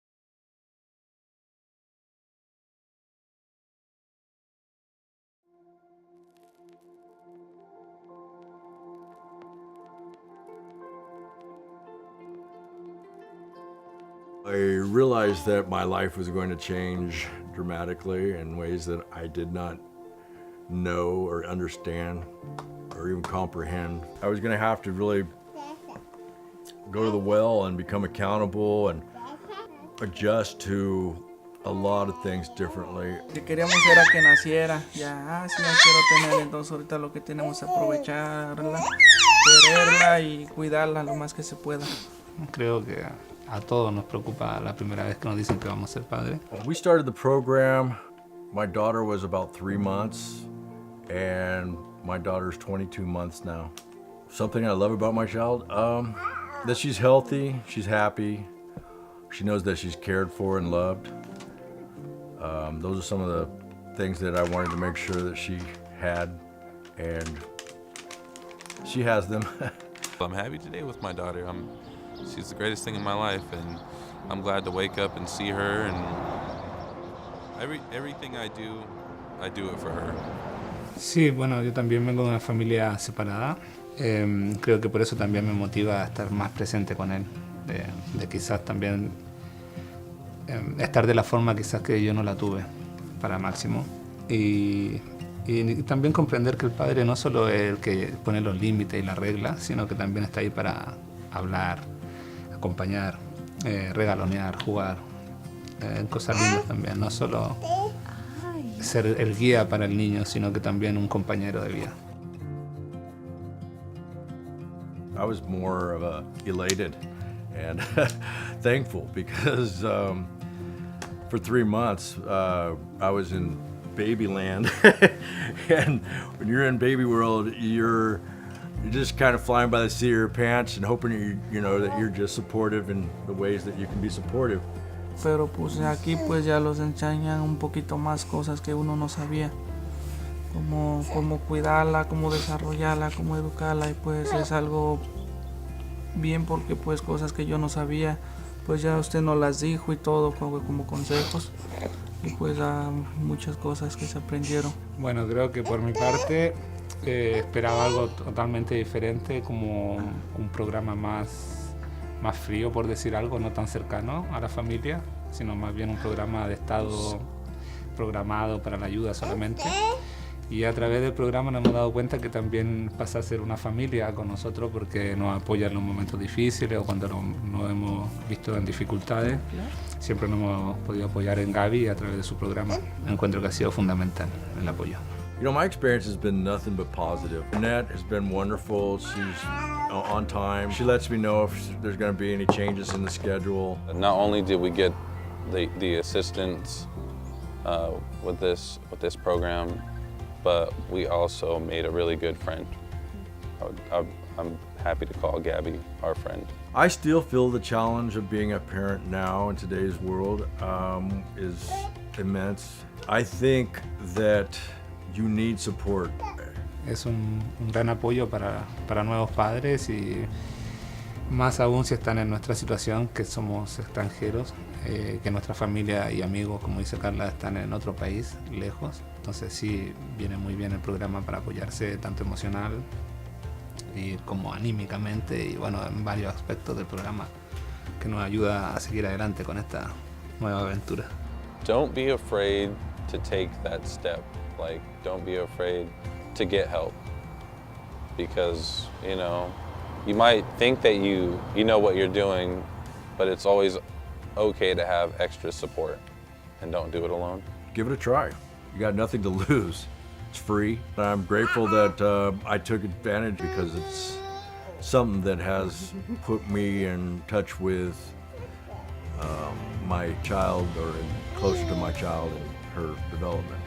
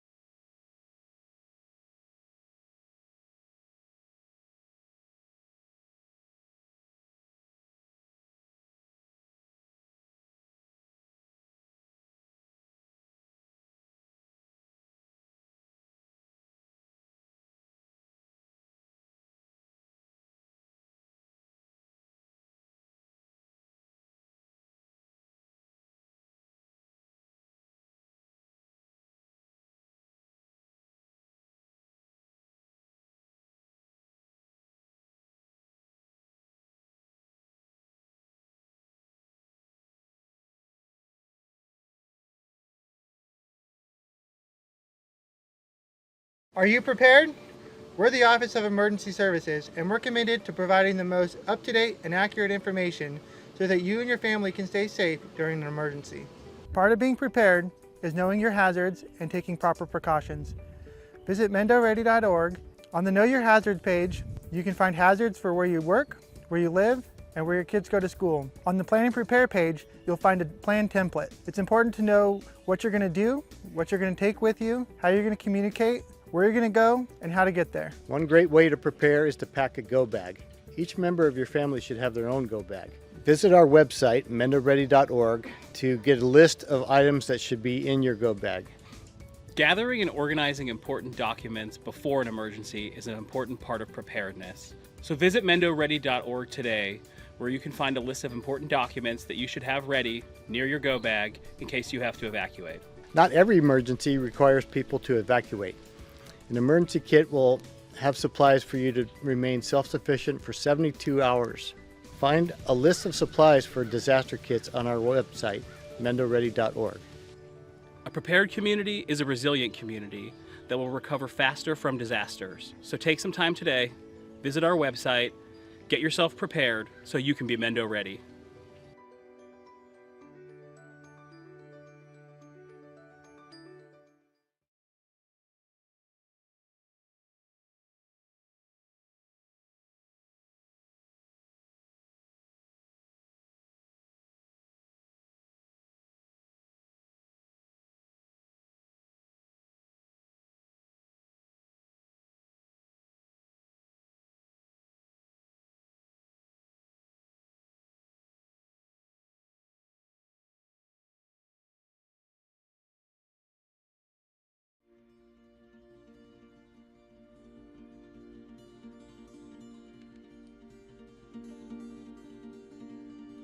Personally, I think everybody could benefit from the home visiting programs. I think that as a parent now, I'm grateful for support more than I was before. I filled out that form not knowing what I was doing. I am very, very grateful that I did it because it's really helping me a lot.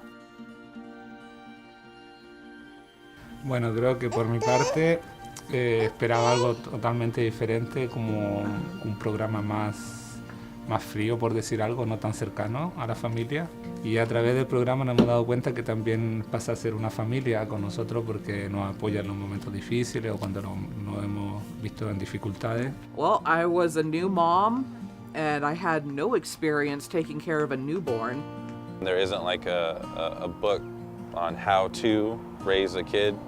We come from like a lot of family history of, drugs, violence, alcoholism, so we didn't want our daughter to experience any of that. The thought that a parent was supposed to be loving, nurturing, supposed to be there for their kid, provide food, shelter, joy, and going in, becoming a parent for her, I had no clue how to provide that.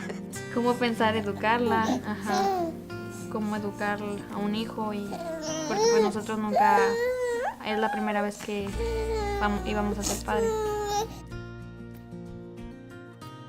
What I think parents should know about home visiting is that you can learn a lot of new things and tips and tricks, how to take care of the baby and what to do, and if you're, stuck in a routine and everything being monotonous, like they give you new resources and new tools how to handle parenthood. It was nice to have them kind of guiding me, even though I was not a first-time mom. I felt like a first-time mom. It totally blew my mind over time. So much information that I had no idea about. She was straightforward when, teaching me this stuff and answered any of my questions. Just a really positive experience. What I think that parents could benefit with the program is just having someone here for you, especially for first-time parents. It can be very isolating and it can be very lonely, and having the home visitor changes that and it feels very good. For me, having a home visitor is like having a second mom there. A lot has changed. I'm definitely more knowledgeable taking care of her. And I know that anytime I need advice or help from somebody, I can just call her. It's just that little positive nudge to, hey, I'm noticing something, let's find a way how to change it. And she's like, you know what, Amanda, let's pick you up, Mendocino dust County you Board off. of Supervisors July 9th meeting.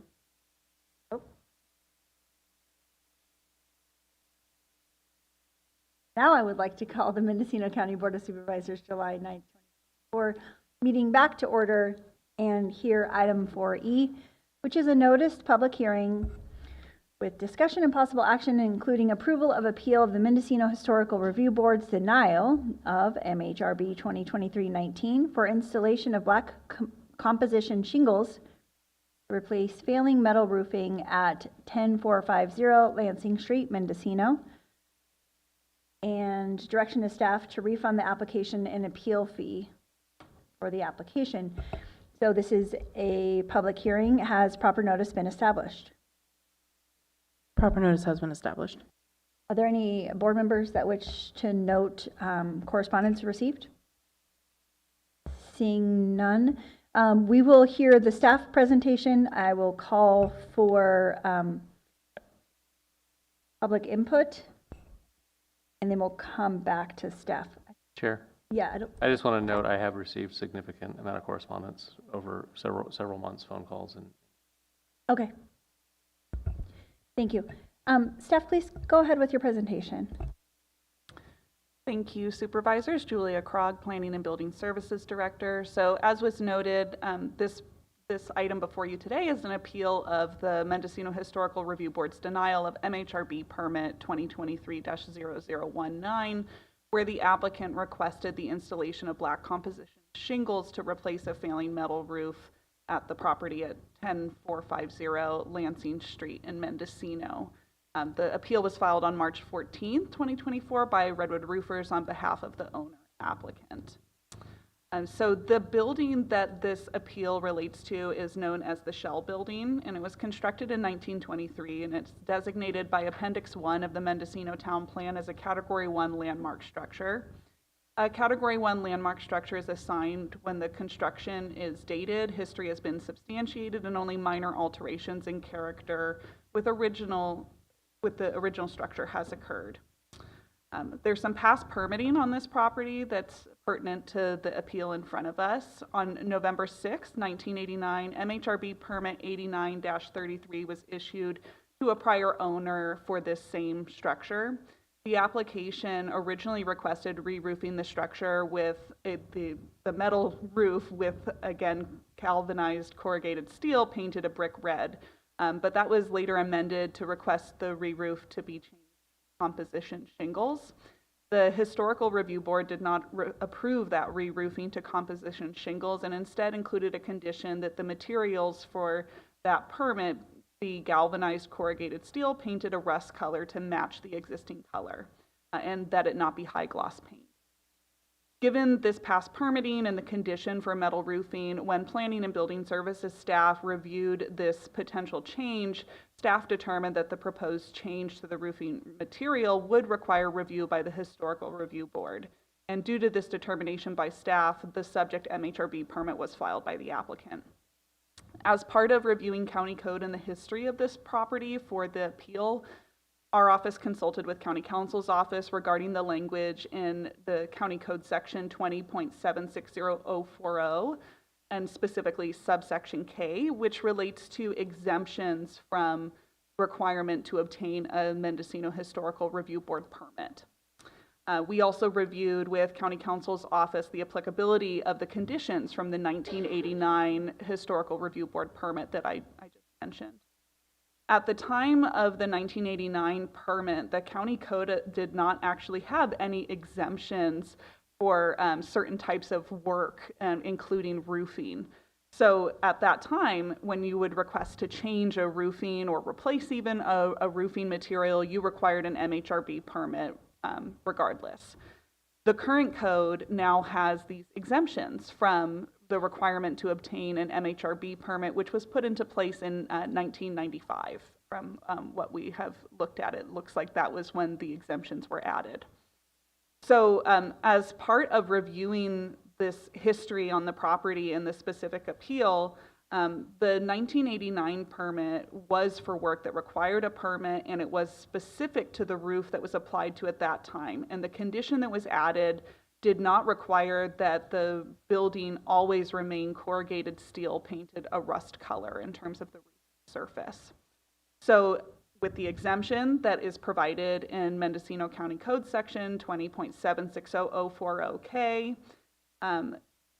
The fact that there are no specific regulations in the town of Mendocino regarding landmark structures, which this is. So I think that's part of the significance of sort of the discussion amongst the review board, was that this structure is designated a Category 1 landmark structure, which is one of the more historic structures within the town.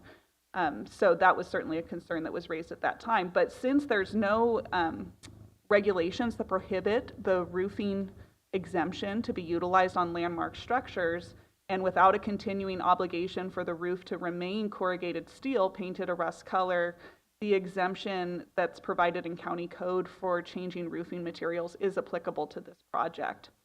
So given the error by county staff in requiring an MHRB permit be applied for, the department recommends that the board grant the appeal and direct staff to refund both the application and appeal fees for this permit, as the permit should not have been required to begin with. So that's the recommended action, and I'm happy to answer any questions from the board. Thank you. There was a correction to the chair script, so I just want to note that at this time, the Board of Supervisors can ask questions regarding the staff report, and then we'll open it up for the appellant to come forward for a 20-minute maximum presentation regarding the appeal. Are there any members of the board that have questions for staff? Okay, seeing none, I'd like to invite the appellant to come forward and present to the board, please.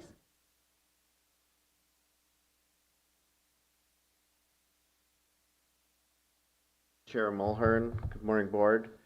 Colin Morrow for Hardy and Kimberly Hodges, who are the owners of the building. I'll be very, very brief. We're thankful and appreciative of Planning and Building Services' thoughtful analysis of this. Absolutely agree with them that it's a categorically exempt project and support their recommendation. Thankful for their. If there's any questions, I'm happy to address them. I really don't have any. Okay, thank you. Are there any members of the board that have questions? Seeing none, thank you. Thank you. At this time, I'd like to call for public comment. If there are any members of the public in the room that wish to speak on this item, please come forward. And if there are any members on Zoom that wish to speak, please use the raise hand feature or press *9 on your telephone. Not seeing anyone in the room and not seeing any hands raised, I bring it back to the board. Supervisor Williams. Yeah, so I've heard from people on both sides. There's people that want the county to enforce that the rust painted roof be installed. But out of general fairness, I don't think we can hold an applicant to a requirement that doesn't exist. This was an error that was made. I think if we decide anything but to accept the staff recommendation, it will likely go to court. And I think a court would decide that there's an error and force us to correct it. So I don't, it's always difficult when there's people on both sides, but I don't think this board really has the discretion to require something that's not in code. Are there any other board members that wish to comment? Supervisor Williams? Yeah, I have one other comment. I had asked Director Krog, given this looks like an error, that's kind of what I put together when I started seeing the pattern. Is there any way for staff to address it short of having the applicant file an appeal and then having us pay the cost? And she said no, and I trust her analysis that there isn't a way.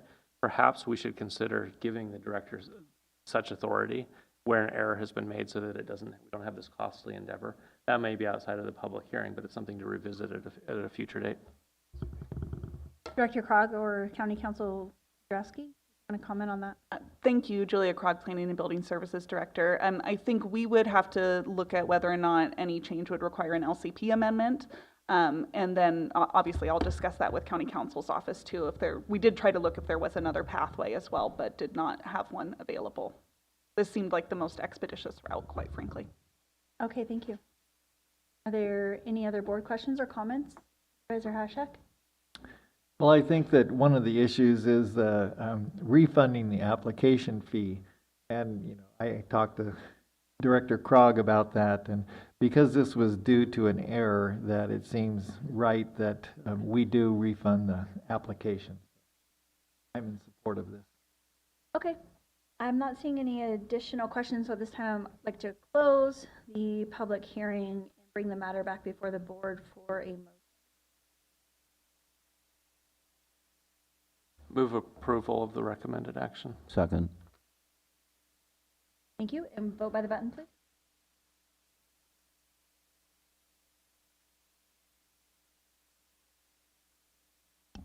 The motion carries unanimously.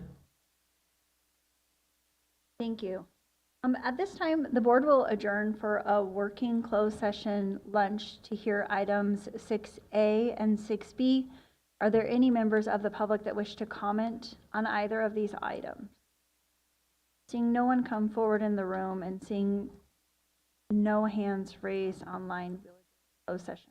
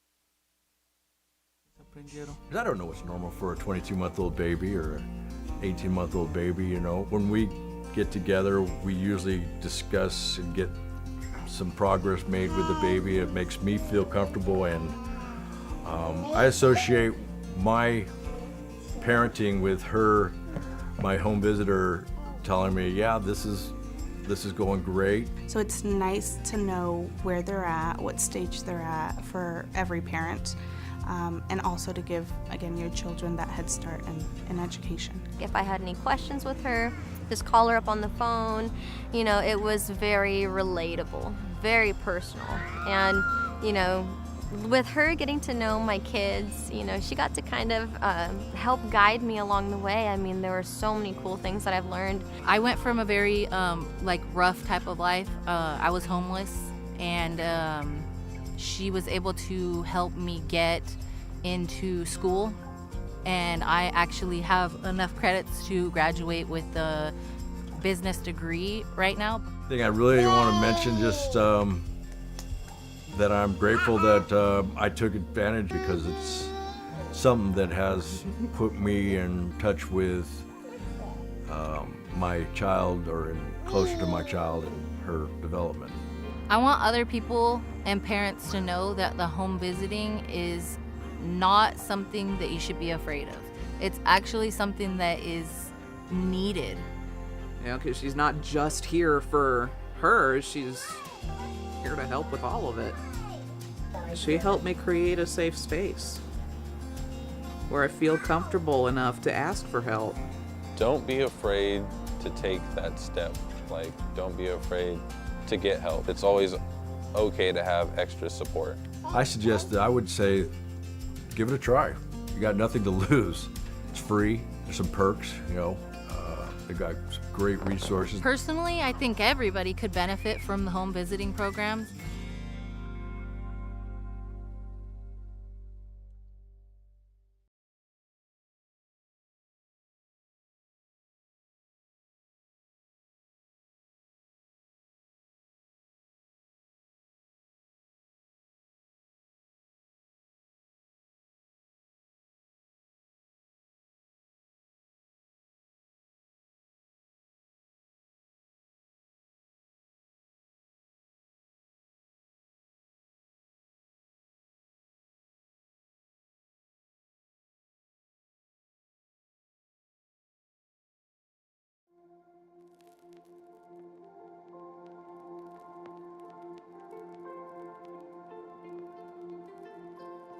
I realized that my life was going to change dramatically in ways that I did not know or understand or even comprehend. I was going to have to really go to the well and become accountable and adjust to a lot of things differently. Que queríamos era que naciera, ya, sí, ya quiero tener, entonces ahorita lo que tenemos es aprovecharla, quererla y cuidarla lo más que se pueda.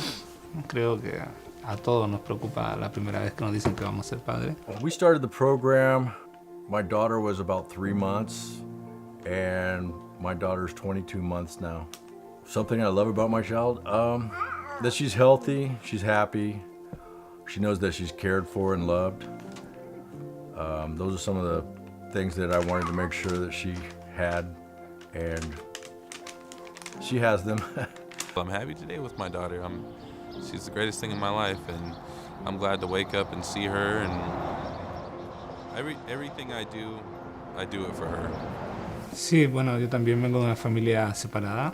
Creo que por eso también me motiva a estar más presente con él, de quizás también estar de la forma quizás que yo no la tuve para Máximo, y también comprender que el padre no solo es el que pone los límites y las reglas, sino que también está ahí para hablar, acompañar, regalonear, jugar, cosas lindas también, no solo ser el guía para el niño, sino que también un compañero de vida. I was more of a elated and thankful because for 3 months I was in baby land, and when you're in baby world, you're just kind of flying by the seat of your pants and hoping you know that you're just supportive in the ways that you can be supportive. Pero pues aquí pues ya los enseñan un poquito más cosas que uno no sabía, cómo cuidarla, cómo desarrollarla, cómo educarla, y pues es algo bien porque pues cosas que yo no sabía, pues ya usted nos las dijo y todo como consejos, y pues muchas cosas que se aprendieron. Bueno, creo que por mi parte esperaba algo totalmente diferente, como un programa más frío, por decir algo, no tan cercano a la familia, sino más bien un programa de estado programado para la ayuda solamente. Y a través del programa nos hemos dado cuenta que también pasa a ser una familia con nosotros, porque nos apoya en los momentos difíciles o cuando nos hemos visto en dificultades. Siempre nos hemos podido apoyar en Gaby a través de su programa. Encuentro que ha sido fundamental el apoyo. You know, my experience has been nothing but positive. Annette has been wonderful. She's on time. She lets me know if there's going to be any changes in the schedule. Not only did we get the assistance with this program, but we also made a really good friend. I'm happy to call Gabby our friend. I still feel the challenge of being a parent now in today's world is immense. I think that you need support. Es un gran apoyo para nuevos padres, y más aún si están en nuestra situación, que somos extranjeros, que nuestra familia y amigos, como dice Carla, están en otro país, lejos. Entonces sí, viene muy bien el programa para apoyarse tanto emocional y como anímicamente, y bueno, en varios aspectos del programa, que nos ayuda a seguir adelante con esta nueva aventura. Don't be afraid to take that step. Like, don't be afraid to get help, because you might think that you know what you're doing, but it's always okay to have extra support, and don't do it alone. Give it a try. You got nothing to lose. It's free. I'm grateful that I took advantage, because it's something that has put me in touch with my child, or closer to my child and her development.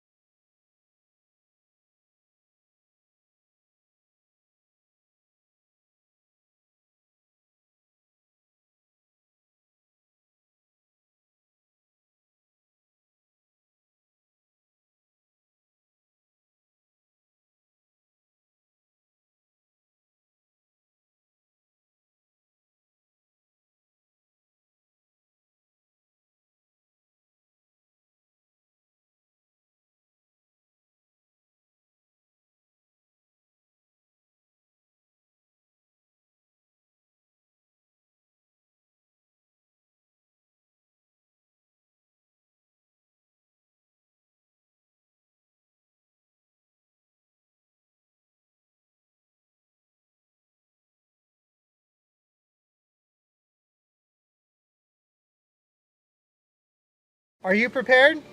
We're the Office of Emergency Services, and we're committed to providing the most up-to-date and accurate information so that you and your family can stay safe during an emergency. Part of being prepared is knowing your hazards and taking proper precautions. Visit mendoready.org. On the Know Your Hazards page, you can find hazards for where you work, where you live, and where your kids go to school. On the Plan and Prepare page, you'll find a plan template. It's important to know what you're going to do, what you're going to take with you, how you're going to communicate, where you're going to go, and how to get there. One great way to prepare is to pack a go bag. Each member of your family should have their own go bag. Visit our website, mendoready.org, to get a list of items that should be in your go bag. Gathering and organizing important documents before an emergency is an important part of preparedness. So visit mendoready.org today, where you can find a list of important documents that you should have ready near your go bag in case you have to evacuate. Not every emergency requires people to evacuate. An emergency kit will have supplies for you to remain self-sufficient for 72 hours. Find a list of supplies for disaster kits on our website, mendoready.org. A prepared community is a resilient community that will recover faster from disasters. So take some time today, visit our website, get yourself prepared so you can be Mendo ready.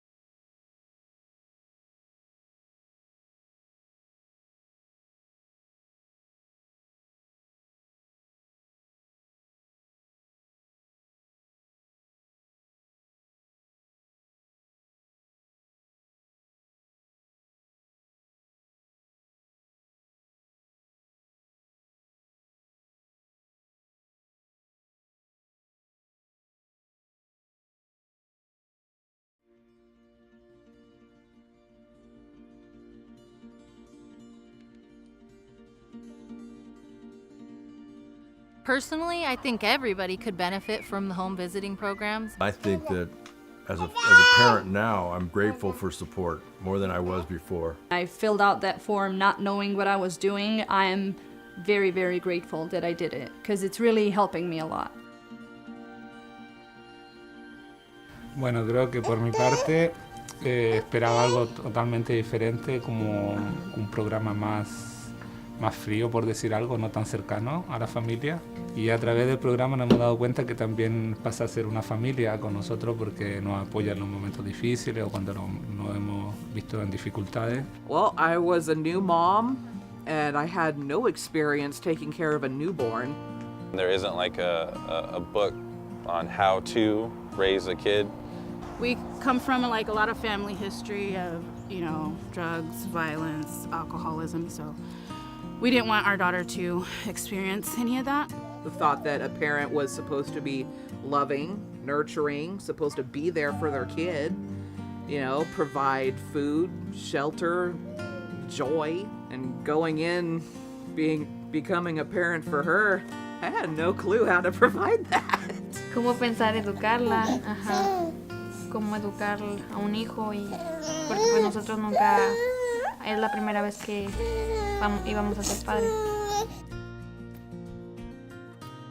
What I think parents should know about home visiting is that you can learn a lot of new things and tips and tricks, how to take care of the baby and what to do, and if you're, stuck in a routine and everything being monotonous, like they give you new resources and new tools how to handle parenthood. It was nice to have them kind of guiding me, even though I was not a first-time mom. I felt like a first-time mom. It totally blew my mind over time. So much information that I had no idea about. She was straightforward when, teaching me this stuff and answered any of my questions. Just a really positive experience. What I think that parents could benefit with the program is just having someone here for you, especially for first-time parents. It can be very isolating and it can be very lonely, and having the home visitor changes that and it feels very good. For me, having a home visitor is like having a second mom there. A lot has changed. I'm definitely more knowledgeable taking care of her, and I know that anytime I need advice or help from somebody, I can just call her. It's just that little positive nudge to, hey, I'm noticing something, let's find a way how to change it. And she's like, you know what, Amanda, let's pick you up, dust you off, and let's go over to, see about either getting your driver's license or seeing about, going to college, see if we can start something for you. It's totally worth it. Like, even if you're on the fence at first, you don't feel like having a stranger coming in your house and teaching you about your little one, do it anyway. You get the help that you need. You get professional advice on things you may not know about your child. The fact that the program has no fees or anything, it's all totally free, is fantastic.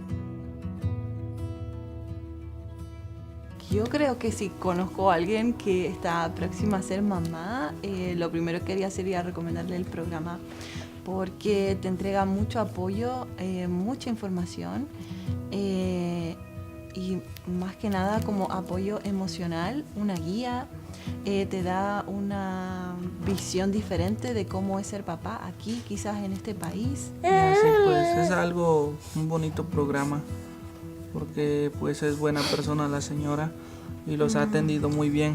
Pensé que nada más iba a ser un programa de orientación quizás para los nuevos padres, pero creo que nos llevamos una linda sorpresa porque Gaby es una persona muy cercana a nosotros, es como parte de nuestra familia, siempre ha estado dispuesta a ayudarnos y a escucharnos con nuestras dudas sobre la paternidad, y en nuestro caso, que estamos solos en este país, ha sido como de mucha ayuda. Es un gran apoyo para nuevos padres, y más aún si están en nuestra situación, que somos extranjeros, que nuestra familia y amigos, como dice Carla, están en otro país, lejos. Entonces sí, viene muy bien el programa para apoyarse tanto emocional y como anímicamente, y bueno, en varios aspectos del programa que nos ayuda a seguir adelante con esta nueva aventura. Te ayuda como a ver los distintos recursos que tiene la comunidad para nuevos papás, entonces creo que es de gran ayuda. No queda mucho que agregar, pero lo veo de la misma forma.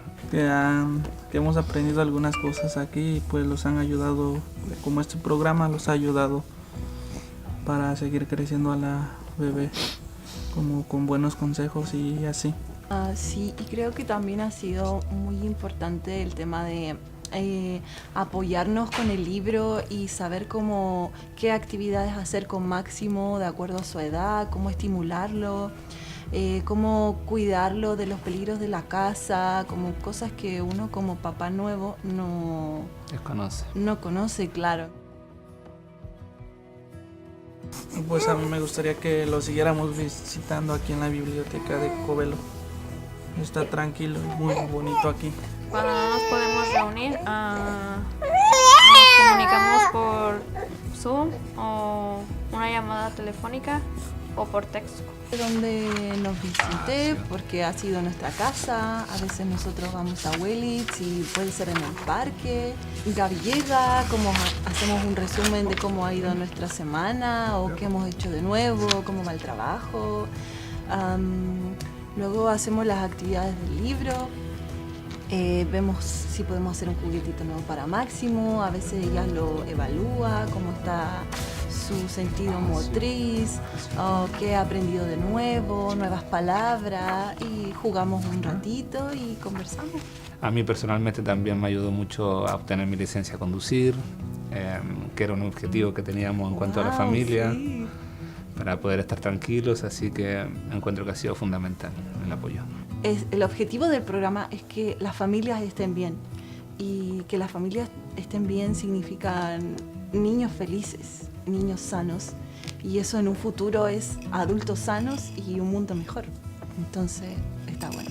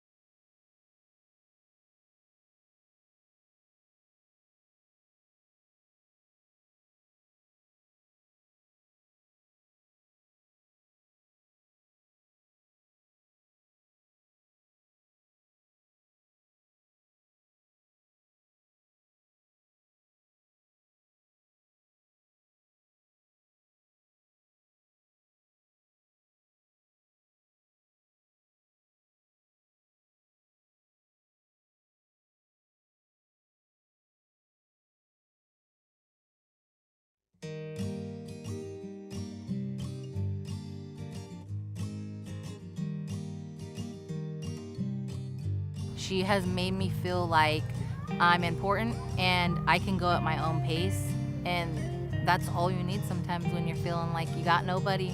It was helpful to have somebody there kind of holding my hand and guiding me and letting me know this is kind of the normal. It felt like I was becoming a new mom, so it was very interesting and helpful, very, very helpful. You know, there was that self-conscious part of me, like, will I be accepted even though I'm not perfect? What I like the most is that she really listens. The support that she gives me is special because she does it with love, and it's just natural, you know. That's all I could say. It just feels like somebody that I've known since I was little. You know, I said to Jeanette, Jeanette, you're supposed to be with me for 5 years. Jeanette said, yeah, I know, I'm going to be with you guys for 5 years. That's when I said, well, I guess I can trust her. She's going to be with us for 5 years. Yo creo que quizás pasó como a la segunda visita o algo así, como que ya nos presentamos formalmente. Y luego ya creo que en la segunda visita estaba como todo más tranquilo, como muy, como que el ambiente era muy familiar. Entonces yo me sentí muy cómoda. Felt like she cared for Sparrow too, and Sparrow really enjoyed it. Yeah, she knew when Gabby came we were going to be making something or learning something, and she'd instantly start digging through Gabby's bags to find out what activity we were going to do. Not only did we get the assistance with this program, but we also made a really good friend. I'm happy to call Gabby our friend.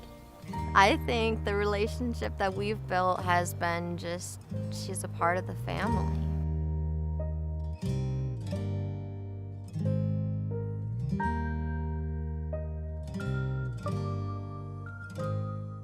Are you prepared?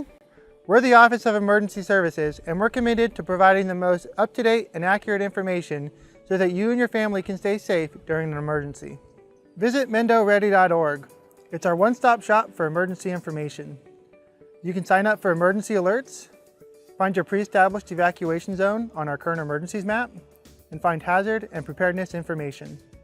Imagine you're faced with a disaster such as a wildfire, and you're ordered to evacuate. I'll bet you wish you had more time in that moment. Now's your chance to buy yourself that time. Sign up for Nixle and Mendo Alerts on our website, MendoReady.org. Do it today. If you want your family to be as resilient as possible, it's important to take some time today and visit MendoReady.org, where you can look up your pre-established evacuation zones on our current emergencies map. You can also find important tools to help maintain your situational awareness, such as the Alert California wildfire cameras and the Caltrans road conditions cameras. We hope you'll take some time today to prepare so that your family can be Mendo ready. Thank you.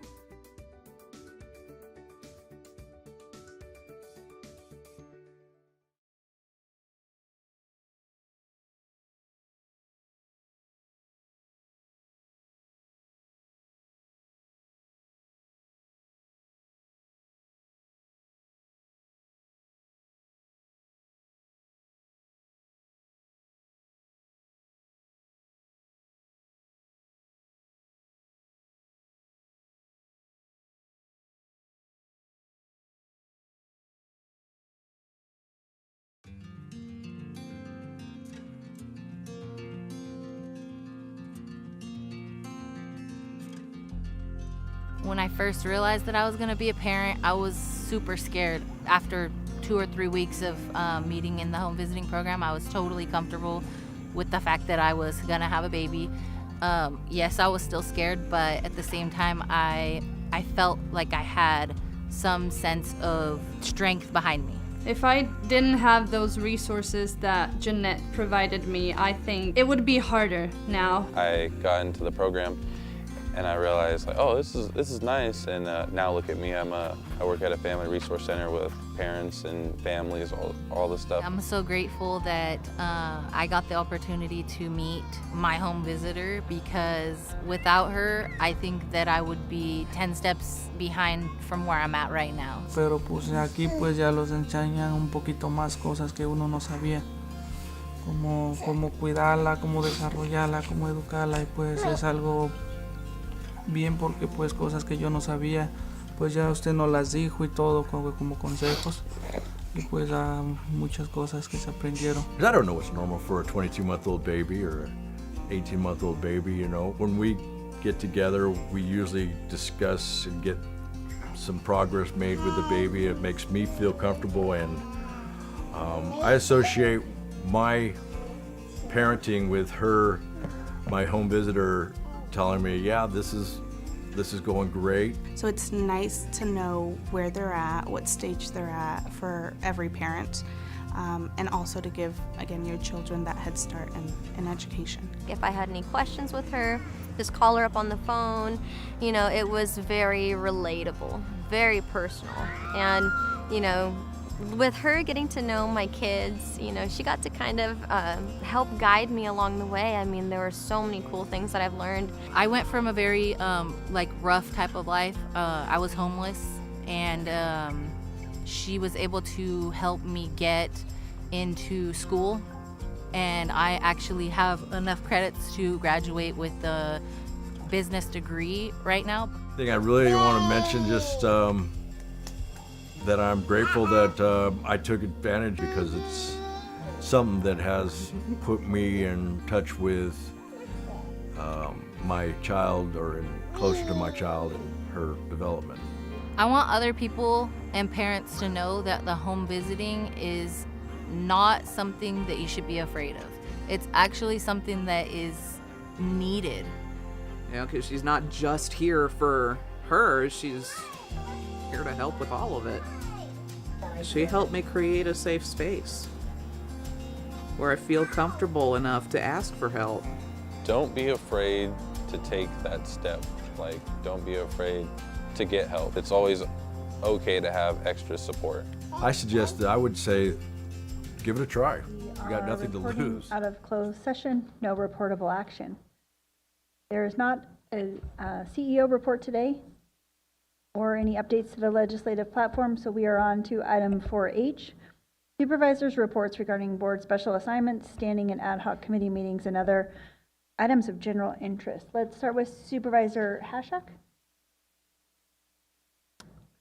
All right, well, the General Government Committee had a meeting on June 26th, and you know, there is continual discussion about the interpretation of the cannabis ordinance. And to be clear, staff did not usurp board power, but rather read the exact language of the ordinance. It states that a person may obtain 2 cannabis cultivation business licenses on a parcel. This has allowed for up to 22,000 square feet. Previously, this allowed cultivation and a nursery. County Council says that the language allows for 2 different types of cultivation, such as mixed light and outdoor. Only 5 people have applied in the last 2.5 months, while 135 have been denied or withdrawn in 2024 so far. Resource lands and RR5 parcels are ineligible to apply for these new CCBLs, cannabis cultivation business licenses, under this code section. This is all consistent with the CEQA review and the mitigated negative declaration, which considered parcels having up to 22,000 square feet of cultivation. Many feel that the intent of the ordinance was to limit cultivation to 10,000 square feet. Because we do not have a clear understanding of what the ordinance, because we do have a clear understanding of what the ordinance states, I will be bringing an agenda item for the board to discuss. Since there are 2 very different views on this issue, I think that the board needs to resolve it, because it's not,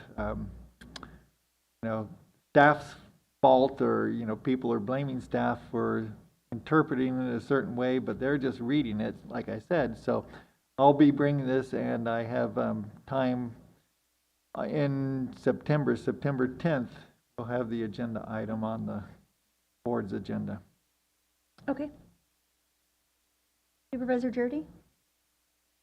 So thank you, Supervisor Hatchak, for bringing that forward at a future agenda item. And just in speaking with the chair, it sounds like there's a future agenda item, and I hope to see it, just to clarify what is the county's account balance for the opioid settlement funds, and understanding that a portion of those, the lion's share, were for public projects, community park projects, and mitigating the impacts on the community. And just looking forward to that agenda item, because do get community inquiries from now and then about what's the status of those funds. And so I think it'll be helpful for the board to have a public discussion about what it is that we want to do with those funds. And my understanding is that the Ford Street project has obtained substantial funding elsewhere, but maybe still needing some additional gap funding. So this might be an opportunity for the county to help them reach the finish line.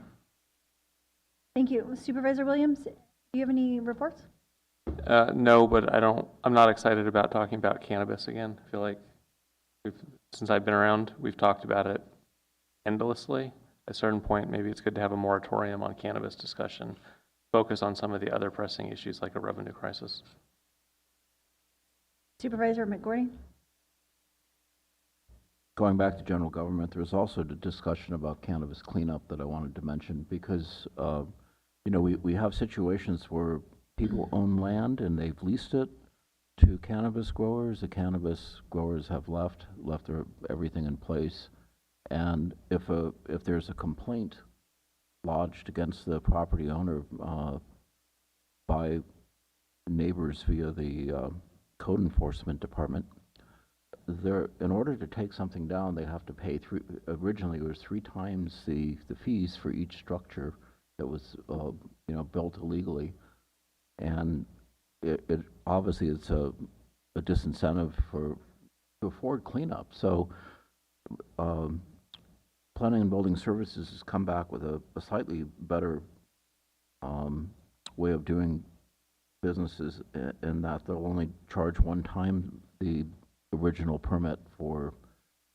taking down the structure for essentially destruction, and they will consolidate it into 1 permit, not having to take out multiple permits for everything in the grow. And I think this is really important, because having abandoned cannabis facilities with microplastics blowing off-site and into our environment is really something that is worrisome, especially given that a lot of these grows are in sensitive habitats and our upland areas and upland watersheds. So I think that's a positive step towards trying to resolve some of the issues. If there's no complaint against you, if you have nothing, no enforcement action from code enforcement, you can just take down and remove the illegal structures. And that's what some people want to do, but obviously if they have had a complaint, then it becomes more expensive for them to do it. Supervisor Haschak has also mentioned that there might be a possibility of recycling. There may be some grants for recycling some of these materials. Were you the one to discuss that, John, or was it somebody from code enforcement? I can't remember. It was probably code enforcement. So we'll continue to look at this and try to find ways to clean up the grows that have been abandoned in Mendocino County.